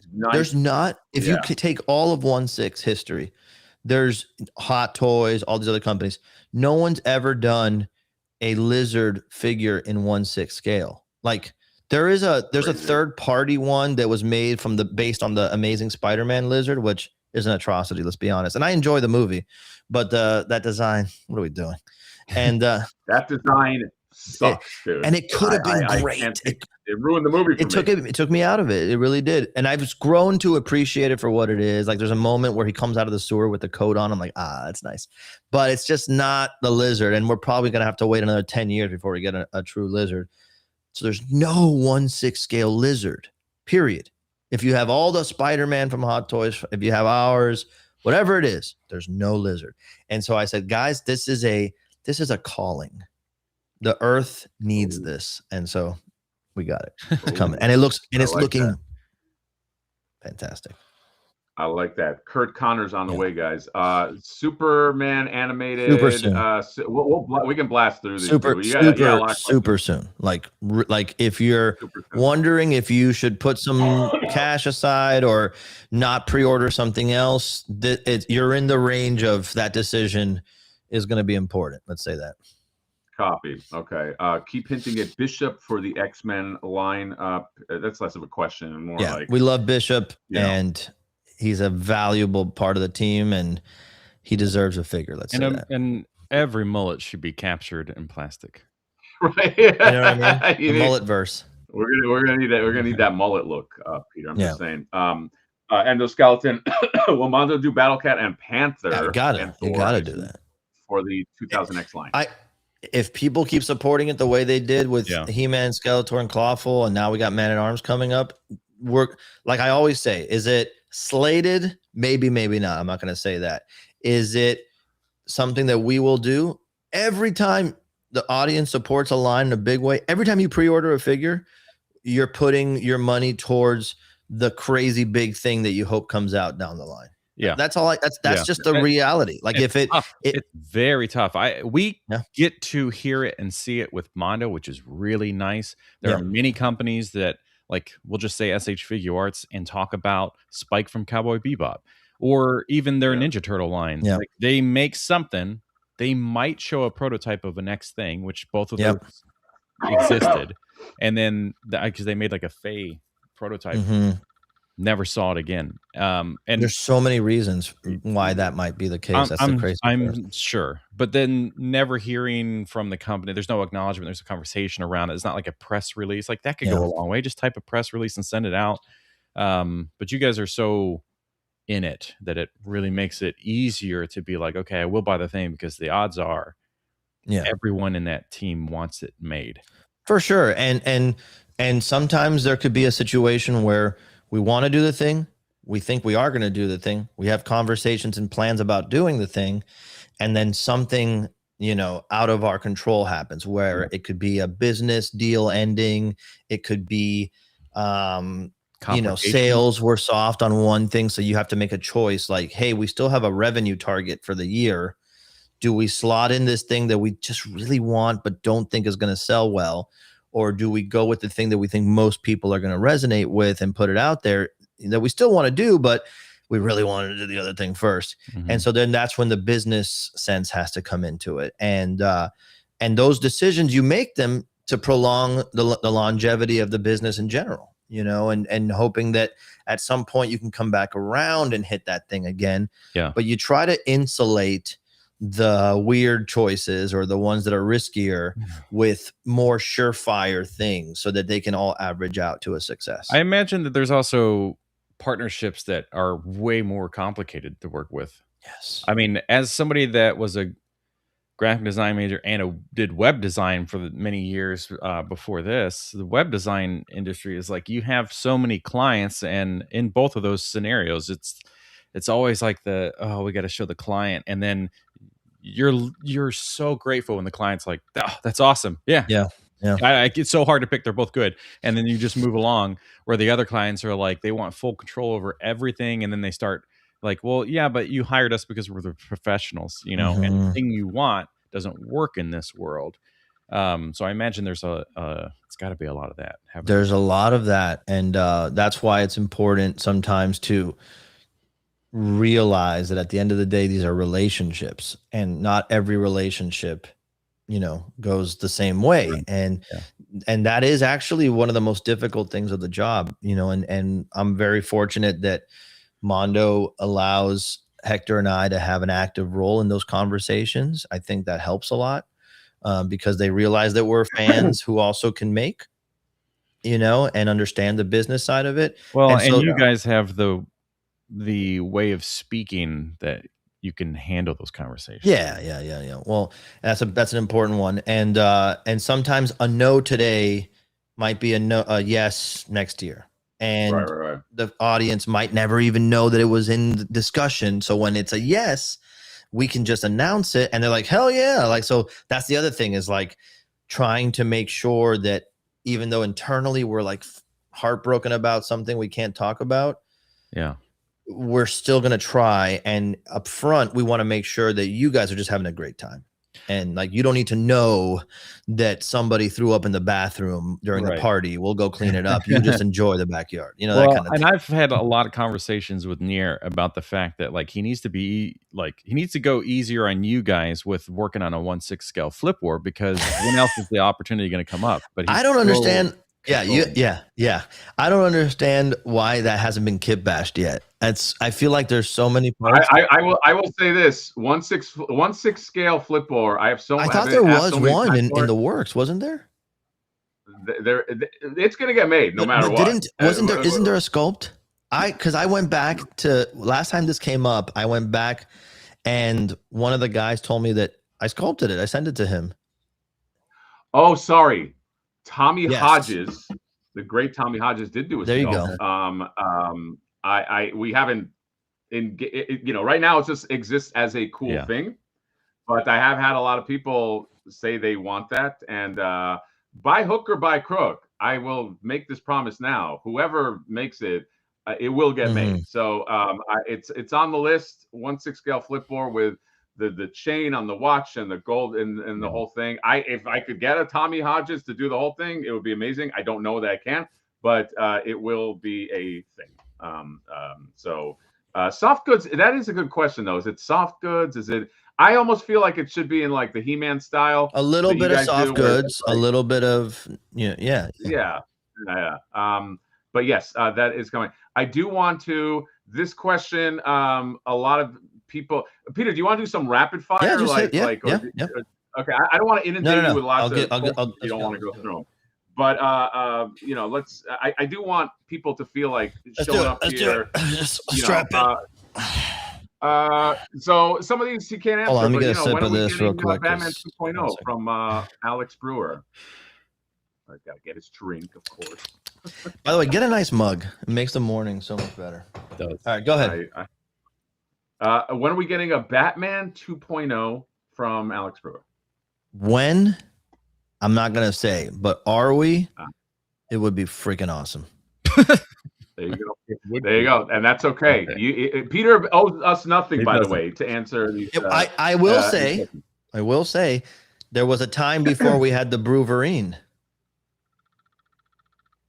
You remember the Bruverine? That we had a Wolverine that wasn't an Alex Brewer, and we rectified that. So yes, I have the old And it was nice. And the It's current not mine. Batman holds up and it does the trick, but it would be nice in a line where Alex has done so much.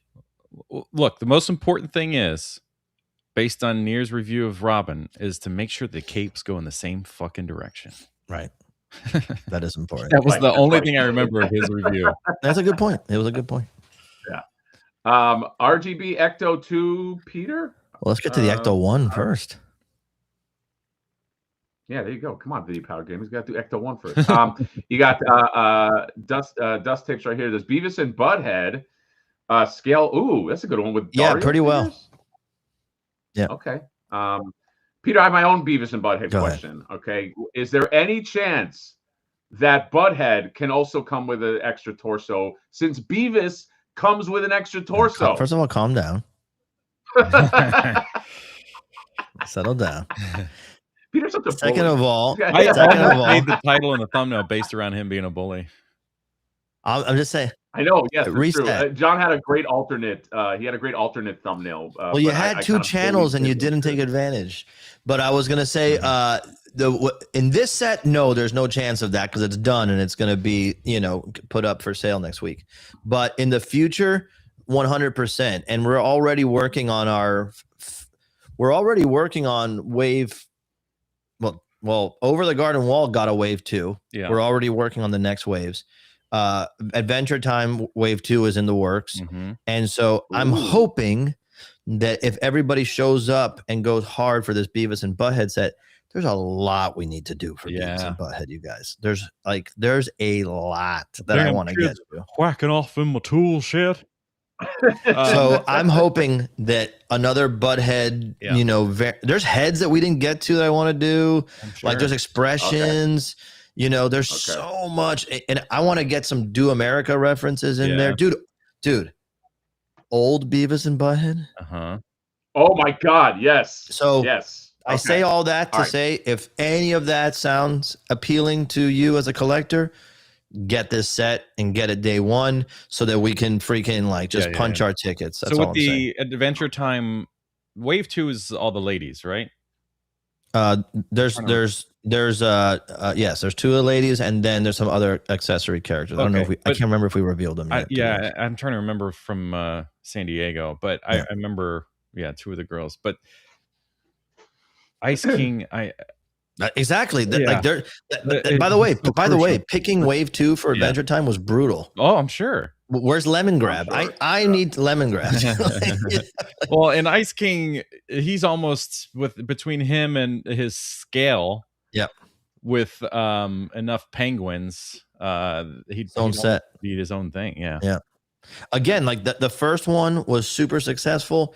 Hoping the second one. By the way, what have we announced? I almost said something. I wasn't sure if we announced it yet, so let me not say it. But there's another set that we may or may not have announced. I can't remember. That I just want wave 1 to come and go because I need wave 2 already. Yeah. We're always thinking about that. Okay. All right. Let's. I'm going to be moderator here. Just to keep everybody responsible. So Peter, we're going to do rapid fire question. And you can say pass. Okay. You can go. I don't need your permission to say pass. First of all, let's be honest. I'm just giving you the rule. Peter, any info on the tariff prices? I don't even know. No, I don't have any. I had a chart I was going to hold up. I don't remember it. Go. Okay. Peter, where do we go when we die? Dude, good question. Right now, I'm on a strong alien kick. And I'm thinking that we're soul generators for a race that sees us as ants, depressingly. But I'm hoping that's just propaganda from a negative race. Go ahead. Got it. I like that. Yes. Question is extra yes. Super hard yes on both of these. Like I said before, make smart decisions from here to there if you're making choices. Copy that. And I'm trying to curate some questions that would make sense for you to go. Animated Superman and Beast. No, that's what I just answered. This one. Coming soon. I was so fast. I answered it before you asked it. I said the answer to this one is yes and yes. Very, very, very soon. So as I said, if you're hoping to pre-order these and you're wondering if you should get something else in the meantime, don't do that if you're budgeting because both these are coming real soon. Okay. If Funko goes tits up, what happens to Mondo? Hopefully we're fine and they either sell us off to someone else or we go independent. I don't know. I don't know how that works. That's big, adult stuff I don't get involved in. That's adult stuff. Dude, why is the good moon? ass question. By the way, do you know that they've done a test on the moon where they hit it with something and it resonated like a bell would, like indicating that it's hollow? That's all I'm gonna say. That means that there's somebody living in I'm just saying, I don't know. I don't know. These like weird, like flat Earth bullshit. No, I don't do flat Earth. I do not do flat Earth. You're one video away from being it. I'm just saying the moon is weird. I don't know anything about it. The moon is weird, dude. Everything's weird. It doesn't revolve. We forget about how weird it is. Like our bodies are weird. It doesn't spin. Dark side. That's it doesn't spin. Yes. Peter, will we see more uncanny versions on Mondo? Probably, yeah. Okay. Will there be a non-timed version of Donatello for those of us that missed the time release? Yeah, probably. I need to know this too because I fucked up. Okay. Can Mondo get the animated D&D license? Do it better than Super 7. Won't take much. Will it? I'll answer the non-fucking dickheaded part of the question, which is, can we get that? Probably. I don't know if. Well, let's just leave it there. Okay. I'm just going to questions, not comments, by the way. Who is the best turtle and why is it Donatello? I'm Michelangelo guy. I love Donatello, and it depends on which version of which character, obviously.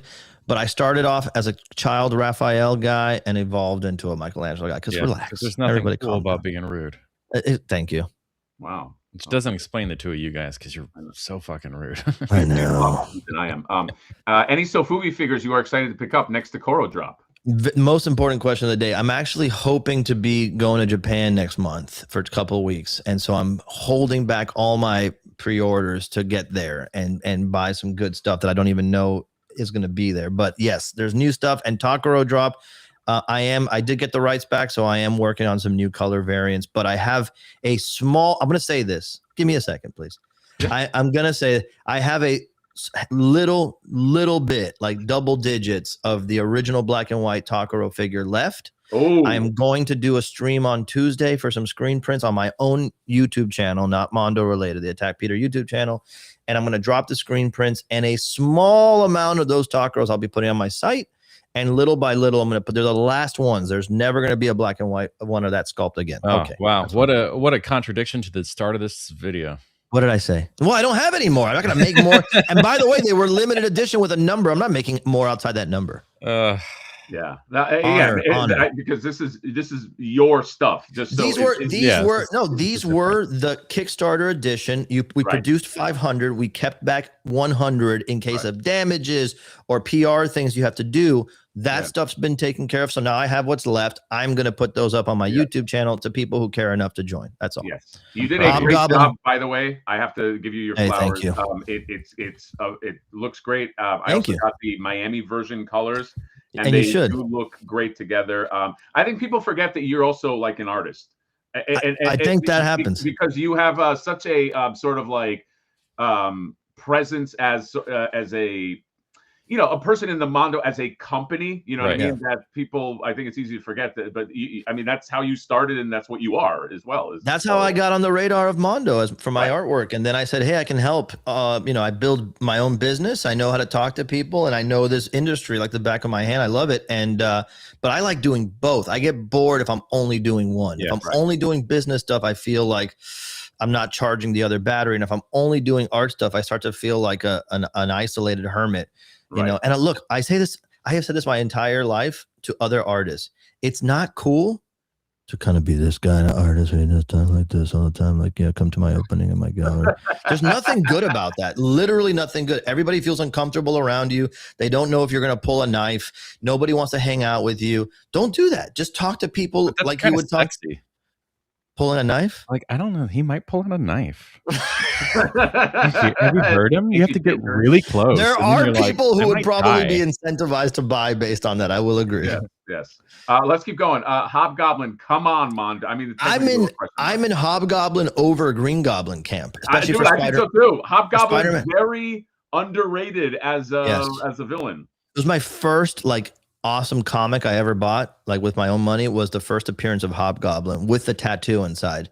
Amazing Spider-Man number 60 something or other. The one where he's like ripping yes, dude, that's a great and I sold it when I was broke and had no money to buy art materials. I sold my entire comic collection. That was in there, sadly.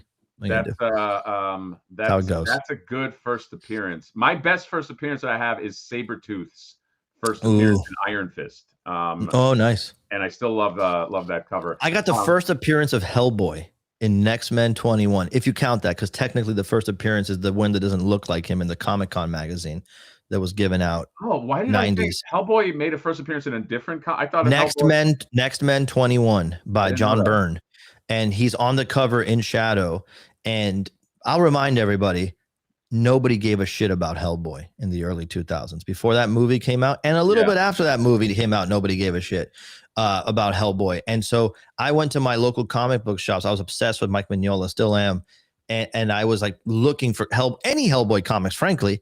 And in like 25-cent bin, I found 5 of the first appearance of Hellboy, Next Men 21, for $0.25 each. I bought all of them. And since nobody liked Hellboy except for me and a few other friends, I gave them to them for free. And then like it became some big valuable thing. Anyway. That's crazy. Yeah.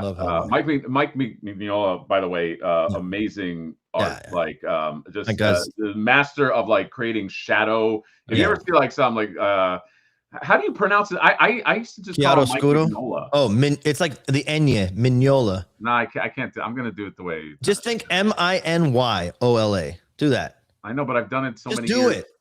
Mignola. Done. Okay. RGB Giant Stay Puffed. I don't know. That would be freaking amazing. That would be. I'm assuming you guys have had those conversations. We have $4.99, so we'll make this. We're gonna blast through, guys. I'll give this 5 more minutes. $4.99. As someone who adored your Nada and McGreedy figures, I have to ask, when do you go? Oh, that seems to be the natural place. Well, Snake, and I want to do what's his? I can't remember his name now. From Big Trouble in Little China. Oh, Jack Burton. Jack Burton. That's right. He's my favorite. But yeah, I'd love to get to those. We have some plans to do some more for that line this year. Like not that character, not Snake, but we are continuing with our 1/6 like 80s horror icons and stuff. Hell yeah. Stay tuned. Can I ask a bonus question? Sure. Any plans for, since I love They Live That Much, although I know it's probably not a moneymaker, any plans on just alien in a suit, alien politician guy in a suit? We almost included it as a 2-pack. Damn. We talked about doing a 2-pack, and then we thought, if not as a hard sell, $500 2-pack might be even harder. I don't know. Not at the moment, but I'd love to do it. I'd love to do it. Rab McGann, is there any possibility of a Super Shredder vinyl coming back in stock? I will find it elsewhere if needed, but would love to support Mondo directly. Or another variant, maybe. There's always a chance that like we have like a warehouse vault find. But maybe another. I can't remember how many variants have we dropped so far. Do you know? What for Super Shredder? Yeah. There's just the 2. There's the one, and then there's the one. There's probably another one coming. Oh, okay. Any chance of a clawful reissue? I'll probably answer that no as the exclusive, right? Not as the exclusive. But you can get the regular. Maybe as a standard later on. Maybe. Oh yeah, it was only an exclusive. That's right. Yes. Sorry. Okay. Ooh, that's a good one. Please. I said maybe. Panther. Everybody relax. Yeah, he said maybe. Please well, you guys are technically re-releasing Panther, but just flocked a flocked version. They said it couldn't be done. That one will be limited, and there will be blood on that one. And most of the reason is because, man, that thing is a lot of work to get done. So it ain't gonna be. Yeah. I assume that's why we announced it like 3 years ago and haven't put it out, because there's a lot that goes on with something that's flocked at that scale and is that articulated. There's a lot there. You already answered the uncanny version. I mean, you guys, Peter can't make any announcements of like of stuff right now. But this is another one. Will be a way for us to print out our own cutouts to put on the Beavis and Butthead television. We are putting swappable screens in there. Isn't that on the page? I think it's on the page. Yeah, you can do swappable screens. You actually are talking. There's somebody in this chat that might make amazing screens for that Beavis and Butthead TV. If that's what Trash Around My Plastic is getting at, because there is a finite amount of the screens that you have that come out with the Beavis and Butthead. But who knows? We have a certain guy here that might do that. I don't know. You definitely will be able to, and there's stuff that I wanted to put in there we couldn't for rights reasons that you could skirt, obviously. And yeah, you'll have that opportunity to swap it out. Yeah. I feel like we've had a bunch of these. Peter, what's our uncanny versions of X-Men characters Yeah, coming? we'll make some. We'll probably make some. We're just trying to get to new characters, and that's taking priority because it's like, if you see the list of who you want next, it's so long, and it's like, if we do an uncanny, that takes a slot. And then that pushes everything down. And then people are like, bro, but how many variants are they going to do before they get to Iceman? You know, like whatever. So it's like, whose voice were you just doing just now? That's just the voice of the guy I hear in my head. I always go to one voice. Peter, you love me. Don't even try to. No, that predates you. When you came into my life, I'm like, maybe this is who I was hearing in my head subconsciously for years. Wow. But I always, to me, the voice I always do is John Travolta from the Itchy and Scratchy Land episode of The Simpsons. Oh, yeah, looks like. Yeah. That's who's in my head since I'm a kid. Hey, when am I going to get my Iceman? I love it.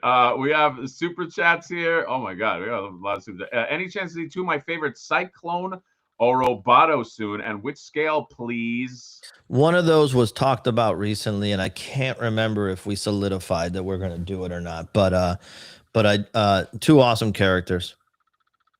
Okay. That's all you get. $5 super chat right here. What's your favorite actress? And what figure would you gift her if she stayed as a guest? LOL. Okay. Wow. All right. Oh my god. First of all, I don't. It's going to be staying at your place, and you're going to give. Let me tell you something. Let me pre-rec this question. I don't like anybody staying in my house. If somebody comes over and they can't leave, they're never coming back. Like I get that from you. This adds up. You're one of these like breakfast thing. Yeah. It's got to be like even family. Like family. Just I'll buy you a hotel night. Just go, man. Like it's right there. I'll buy a hotel. I'll buy the whole thing. Favorite actress? I can't really think of anything that comes to mind. Sadly, I don't have a favorite. I used to be. It all used to be. The only actress I ever loved more than other actresses, I would say, was Shelley Duvall. As a kid, and not for the obvious roles that she did. When I was a kid, there was this movie called Frog that I used to rent all the time. I think it was called Frog, not Frogs. I think it was just called Frog. And the premise of the film, starring Shelley Duvall and other people, is that there was this frog that was possessed or like held the spirit of some Italian romantic guy in him. And so he was teaching like the kid how to like live life and do life well, but he would talk to the kid. And meanwhile, it's just a bullfrog, like they just did a voiceover of. And so I used to rent this movie all the time, and she was in it. And there's a specific scene that's burned into my memory of her cutting onions and with toothpicks in her mouth. For some reason, that would help her not cry or something. And in like that's the first time I realized that onions can make you cry. Anyway, I love Shelley Duvall at the time. Now Duvall's a good pick. That's a good pick. That sounds like great actress. Great actress. Yeah, she's a good actress. She kind of had like a hard life. Especially towards the end. But yes, good pick. John, what's your favorite actress? Let's just all go round robin since we never talk about actresses. Go. Well, it would just be. The only thing I can think of is my crush, which would be Alicia Vikander. But if I wanted, my preference would be a comedy actress, so I'd call Kristen Wiig in. Oh, Kristen Wiig is a good that's a good choice. Okay. Oh, I like what's her face, who played Death in the new Marvel Agatha show, and she was in Parks and Rec. Aubrey Plaza. Aubrey Plaza, yeah. She's one of the funniest actresses I've ever seen. Her stuff on Parks and Rec kills me. Mm-hmm. Yeah, that's right. That's a good one. And mine is the Sandra Bullock. Let's keep going to Robot Reviews for $10. I haven't seen Beavis and Butthead sculpts this good since the More Action Collectibles one from years ago. I do have those somewhere. Shit. Especially Butthead. Was he the hardest to sculpt? Thank you. They were both brutal, man. Brutal. I'm telling you, like, brutal. And it just one of those things where animation's always tough, like I said, but those drawings on another level. And Mike Judge had to approve them, which is wild. So that's got to be a fun. I don't get to talk to Mike Judge, but it goes to Mike Judge to get approved. Copy. We'll do a few more of these, and then we'll hit up the super chats just so these people. We'll just do super chats. 2 DP. Will we see free UK shipping again? $50 does hurt. That's not on me, man. That's on the money folks that figure it out to make it work out. But yeah, Yeah, we see it What can I too. tell In the you? US, we went Yeah. from free to Yeah. paid. It's So, hey, I'm on the receiving end of it too. When I pre-order stuff, I'm like, Jesus Christ. I'm like, no, you Yeah. just walk in the back room. Yeah. Don't lie. For sure. Oh, Grendel, Matt Wagner. Yeah, that's a cool one, man. I don't know if there's I used to love that design. Never read the comic. It was always this thing at the comic book stores. It looked like I know what, cool. dude. Grendel was like it was Everywhere. It was one of these things where you didn't necessarily know what it was, No. but if you've been to a comic store, you're like, Yes. yeah, I know what It Grendel comes is. with the comic store. Like once you get your prescription, your subscription from Diamond, they go, and here's your Grendel. Yeah. But yes, I'm sure that might not be high enough on the food chain. Yeah. Like with the X-Men and obviously Flipboard. 199 USD. BTAS Riddler this year. 1/12 scale ever possible? I don't know exactly where we're doing them. We're gonna do them. I don't know exactly when he lands. And 112, I can't remember, to be honest with you. That's the real truth. I don't remember. I have to always look at the docs. Is there any talks of, any 112 possibilities of switching or adding on some of the lines you have in 1/6 to the 112? Yeah, we'd love to do all of them in 112 if we had the opportunity, but it's like the way it works is like licenses are like plots of land. Like someone has it until they want to give it up. That's kind of been my understanding. Like, we'll just say the X-Men, for example. We got Marvel Legends doing that. It's going to be way harder for you guys to be able to play in that space because of. Well, we wouldn't do it the same way either, because there's different types. Because even in 112, as you guys know, there's like strata. Like there's something that needs to exist in a mass number for a mass market. Those are usually, although they're getting so much better, they're not going to be able to afford to spend the money on paint, for example. Right. So you might notice a difference in the appearance of the figure, but who knows, man? Like it's not like this stuff is like scientifically bound by the laws of physics. It's just much like the moon, right? The moon is weird, dude. There's a great YouTube channel. I'm going to put it out there. There's a great YouTube channel I watch called the Y-Files. It's like if like a Saturday morning analysis of weird conspiracies over the history of time, but like it's a guy who could host a Discovery Channel show, like is very palatable, with a goldfish that talks and makes fun of him the whole time. Well, I like that part. I'm telling you, it's right up your alley. The goldfish is named Hecklefish. Yeah, but the idea that he's all conspiracy based, and then you reference the Discovery Channel, which is also all conspiracy. At this point. No. I'm just saying that like he has the approach. It's not like some crazy guy in his basement energy, and it's a massive channel actually. But the point is, he has ancient it's just takes the edge off, let's say, and it just explores it from a skeptic's point of view, like. And most of the time he debunks it. This Wi-Fi, okay. It's a big channel. It's a big channel. Okay. It's funny. I don't give a shit. I don't have any investment on any conspiracy. I just like to. When I was a kid, I had like adults in my life, like, you know what happened to Kennedy, didn't you? You know what they did to him. Yeah. And so it was always like, what happened? And my dad, when I was a kid, I was like 11 years old. My dad would tell me about Nostradamus. Like, we're not going to be here much longer. Like, what the fuck? And so now I think like I just enjoy hearing someone talk to me about it. But this guy's not so doom and gloom. He's like, this is a really interesting story, but is it true? And then he debunks it if he can. And then if he can't, he goes, I don't know if it's true, but it's freaking weird. And that's why I say the moon is weird, because it's one of the only ones. He goes, there's some weird shit I can't debunk here, but it, that kind of thing. Not the moon landing, the moon itself. Yeah, I like a conspiracy that comes from loosen up. That I like a conspiracy. Jonathan, all buttoned up over there. Wait, what happened? That's how Jonathan can enjoy a good questioning of the narrative. Enjoy it.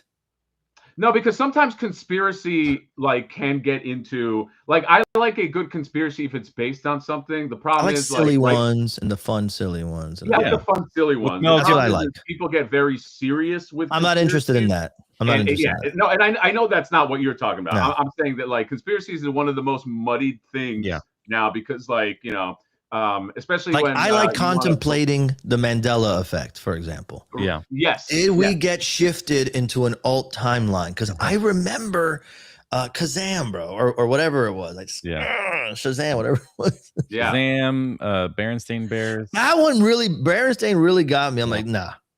Yeah. Yeah. Flintstones, no, I was on the right timeline. I remember the T. All right. Yeah. Fruit Loops. 1/12 scale. I just want to spotlight this, Peter, because 1/12 scale Thundercats. I think that yes, 1/12. One day, hopefully, we get to do all the 1/12. Yes, exactly. Remember that we exist because we couldn't do other things. Like there's the history to our company is like by the time Mondo was in the figure game, all the license were occupied. So the only thing they could do was whatever wasn't being done. Yeah. And so over time, as we do better, more and other companies exit a license, then an opportunity comes up. But it's not. Yeah.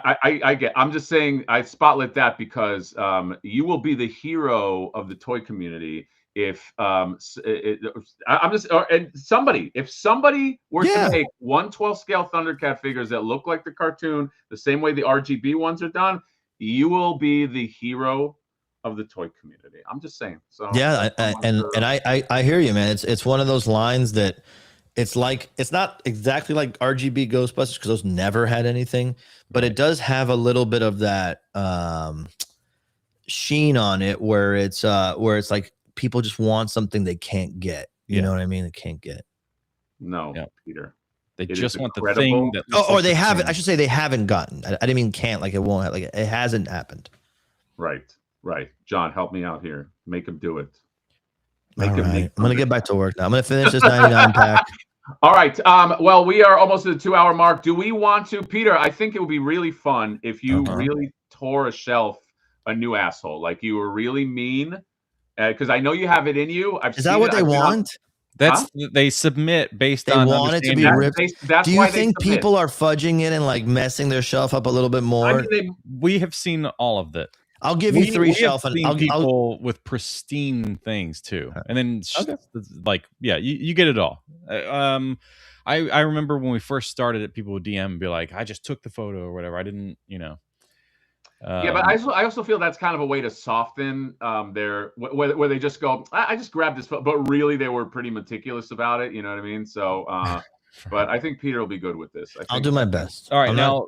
Hopefully oh god, if we get lucky and there's a Mondo or something that you made. Like he got his shit on his own. Come on. All right. All right. Let's do which version? This version? These are all people that have submitted the pictures. Yes. Yeah, but there's like this weird thing with the Wheel of Names site where like there's more names than what should be on here. And then I'll pull one that we've already done before. So the save button's fucking stupid. And by the way, that's not me. There's one called Hatter's Anal Beads. I don't know why. That's not me. I don't know anything about that. Oh, there you go. Q63rd. 60Q. We've already done this one. See, this is another example of I hit remove, I hit save. Yeah, whatever. Okay. Maybe I need to find another wheel. Peter, 163rd Street, right? What is that? You're from Miami. 163rd. That's fake Miami where you're from. That's where I grew up. Where they changed the addresses, like the best. There's a part of Miami where they just make up their own streets. Like they just ignore the fact that we have street numbers, and they go, no, we're starting our own, and it's a nightmare. Ask any mailman; they want to freaking hang themselves by the end of their shift. That's healthy. Miami. All right. Oh boy. Okay. Okay, I can help with this shelf. I can help here. Well, go on. So Peter, you're our guest. All right. So first of all, I would say maybe you stand up the figure before you take the picture. The little that could have happened. I get that it could have been an accident, and that's not how you normally display it. But you're that's why I think it's intentional. But okay, let's imagine it's not. Stand up the figure. The issue I always have with any figure collection that's of the same scale, whether it's 1/12, 1/6, whatever it is. When you go deep, like on a shelf, like you're putting a row behind a row, you need elevation. Yeah. You can't. Photo. Well, this should be in our brains of standing on bleachers. And by the way, I'm constantly getting stuff like this on Amazon. You just can buy acrylic risers. They send them, and then you just put a clear acrylic riser right behind them. Yeah.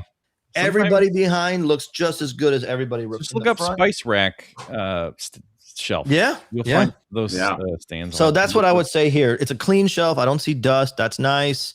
I don't know what they're doing. What's that shelf above? Is that an empty shelf?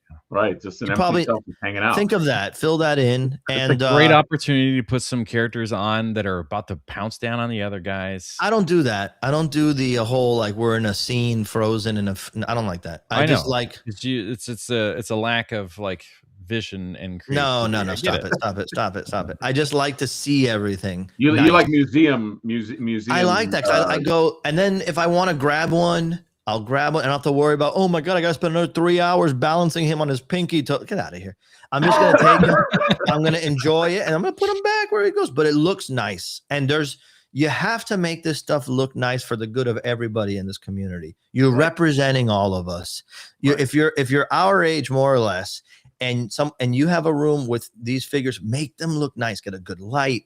Get some clean. I like the clean shelf. I like the furniture. It's a nice dark imitation mahogany here. Probably a compressed particle board. Nice. Okay, it's enough. You don't want to blow the bank on the shelf. I get it. I'm at a point where I would buy 10 less figures a year and get a nicer shelf. That's me. Not everybody has to do that. There's so much of like who you are that's still like the bully in you, but the teacher side of you is so heavily influencing the way you talk about this segment called F Your Shelf. Do you understand that if you lived near me, John, and we, as you say, got a bagel, and you finished your meal, and you order you're probably like a classy guy who gets an everything bagel. So let's say you finish your meal and you got a big like a caraway seed right there in between the incisors.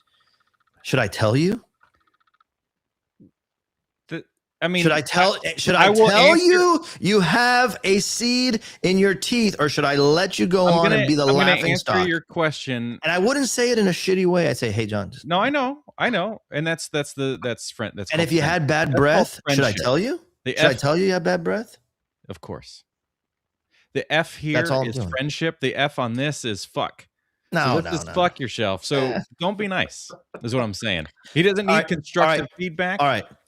Stand up your fucking Michelangelo figure and get a riser. Grow up. There you go. That's better. Yes, riser is necessary. Next. I think what the problem is that this one is, if you're going to commit to the fight scene, you got to. But this is almost like he's trying to be a museum pose, but he's not commit like. Yes, if you're going to do a fight scene, no, if you're going to do a fight scene, you got a lot of real estate there in the back. Pick up one of John's pieces of art, put them right nice there behind, create a little diorama sequence, right? Yeah. There's a nice little like magic trick happening back here. Is this what happened? Yeah, I don't. What is happening? Somebody mentioned in the chat he's fighting his own cape. Like I don't understand what that guy is or what's happening there. But who am I? Enjoy your figures. Oh my God, Peter.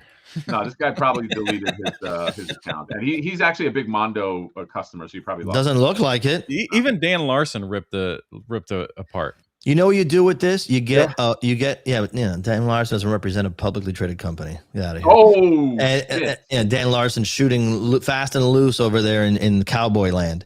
If this is what you should do, you should pre-order a 1/6 scale Donatello and use it to wipe all of this off your shelf and put him there. Nice. Wow. Done. Okay. How about that? Am I effing? Dude, I think you've been a bully the whole time. That's great. Okay, good. Next one. Next. This person definitely learned a lesson about collecting toys. He'll think twice next time he buys a fucking toy. Are we doing another one? I'll give you one more, and then I gotta get out of here. Another one. I also have to get out of here. This is it. Last one. Last one. I gotta get to work. What is this? Faster than you, 14. All right, there we go. This is such a special moment. Having you on the channel. We gotta savor it, Peter. Yeah, this is a rare moment to have you F a shelf. Yeah. Okay, one more. There we go. Okay. All right, go nuts. All right. A part of this is not the fault of the collector, which is, if you're a Freddy fan, I love Freddy. By his very nature, they have that unsettling red and green color palette. That's intentionally meant to be a little bit offset. It's not red and black like people think. It's red and green. But a lot of that, it's a lot of that together is kind of hard. So I would just space it out. You know what I mean? It's a lot together. I don't like a cluster. I hate it. I don't like a cluster. I like room to breathe. And if you're going to do a cluster, I organize mine by color so it has a sense of there's some intentionality there. Oh, okay. If it's me, I think there's some Spider-Man in that shelf that you forgot you own. Frankly, I would get those out. Do the Freddy in the top. I think you have 4. Go to the top real quick. We're gonna need a minute on the Spider-Man. I would say I like the Mezco Freddy as like a centerpiece. There's like it looks like they have the sideshow one behind it. That's nice. Maybe those two. I would probably get rid of the other soft goods ones because it's just being redundant now. And I know you're gonna say, but it's a different movie. I'm like, it doesn't. Nobody gives a shit. That little one right there that you're pointing at, that cheapens your whole collection. That one right there, unless that's like your friend made it for you, or like it's like one of those that you got, I don't know, from your grandfather. I don't know. Get it out of there. Keep the nice ones. You Freddy Krueger. you got the glove there, which I appreciate, mixing a figure and a prop. It's just you can have anything you want. You just can't have everything. The Lego is a mistake. I'm sorry. Put that somewhere else. The Lego invalidates the whole. Well, it's just because what it's indicating is like your collection choice is that you want to have a completionist take on a character, right? But dude, this is not you can't appreciate it like this is such a wild, like Iron Man is mixed in here. Yeah, because he's running out of space. This is somebody that has watched my channel. You got to have your secret figures in the back. That is a secret for sure. I just like you have to do some kind of managing. Like your 12 inches, you have like 3 or 4 12-inch looking figures there. Have them in the back. Have the small ones in the front. What is that? Two more girls hiding in the back. Yeah. Well, maybe another one. There's girls. And then but don't you notice the Spider-Man posing all the way to the left? Real awesome. Like he's just hanging. Well, there's that lizard nobody needs. No offense, and I think it's a younger person probably because I think I don't know. Younger people don't get into these. That's not true. That if you play there's a lot of young people that love these old horror movies. Yes, agreed. Spirit Halloween brings them back every year, and then whatever's happening on the left is probably like your partner's shelf or your friend's shelf or your. It's just. I mean, you don't watch Bob's Burgers? I love Bob's Burgers, but the color, like you have everything is red. Yeah, this person doesn't understand. They're colorblind. We knew that as soon as we opened the image. I don't know. Do you think they like Spider-Man? Maybe. I love to have an extensive collection of a thing. It's just, you're not appreciating everything you put in here gets worse. Dude, it's amazing how many people we have pulled up that are like 90% Spider-Man figures. I love it. I love there's something about a Spider-Man figure. It's hard for me to resist them too. But you can't appreciate any of these. So I'm telling you, you're going to get rid of about, I'm going to be honest with you, 60% of them. Oof. And that's being like, I think what you do here is you figure out how many you can stand next to each other in the front row. By the way, shout out to those 2 Mondo Iron Man pins in the bottom left. Respect. Yeah. You take the Tom Whalen design, by the way, the guy who super chatted earlier that you didn't know who he was. I'd say if you can fit probably 10 of the 6-inch Spider-Man figures here, great. Get your 10 best. Then you make a choice. Are you doing 10 more Spider-Man behind them on an elevated clear acrylic? Or do you need to have these 1/6? If you want to do a 1/6, that's fine. And then you put your, I guess it's like a bootleg Norman Osborn and my eye was going to what that was. So yeah, that's what I think it is, like a third-party Norman Osborn, which is fine. Again, like okay, you have that. But you think that Spider-Man and Iron Man is your thing? Great, because maybe you loved Homecoming. Then you do one side Iron Man, one side Spider-Man. You know what I mean? Yeah. It's too much, though, man. This is kind of like you almost need an interior designer approach to collections. You will be happier. Your room is that. Recognize that my challenge is, I know it's an elite challenge. I get it. But because they send me so much stuff from work, the stuff that you're excited about starts to become like, oh my God, where am I going to put all this stuff? And so you have to develop strategies quickly and learn to let go of something. Yeah, I'm having a hard time with that, with the amount of things. I mean, as a review channel, it's crazy because you have the things that you desperately wanted yourself. Right. You have the things that you kind of wanted. Right. And then you have the stuff that like maybe would be cool. Right. And on top of that is, that seems fun. I'll review that. Like it wasn't in my like road plan or whatever. I strongly recommend, and I'll leave, this will be my parting words, my parting thoughts. Okay. What did we learn? You can take these figures, the extra ones, give them to somebody. Yeah. Give one Spider-Man to a different friend for the rest of this year. Give away one a month, something like that. Try it out.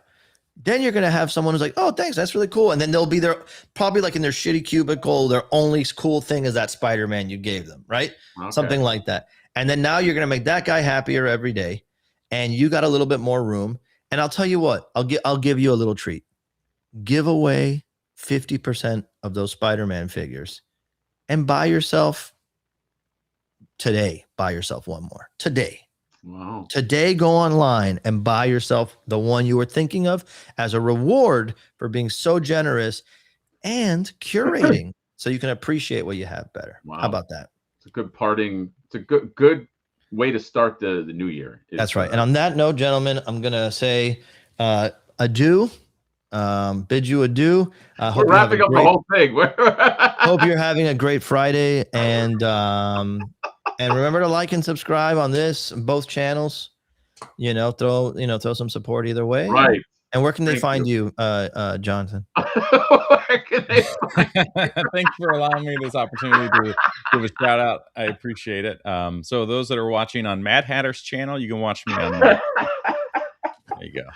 All right, that's it. We had a lot of fun. Thank you, Peter, for showing up and being so candid. You should call yourself Candid Peter instead of Attack Peter. They'll call me Candy for short. Yeah, Candy, our guy Candy, so sweet. And Beavis and Butthead, and pretty much Thundercats animated 1/12 confirmed. I mean, let's face it. Sure, so, sure. That's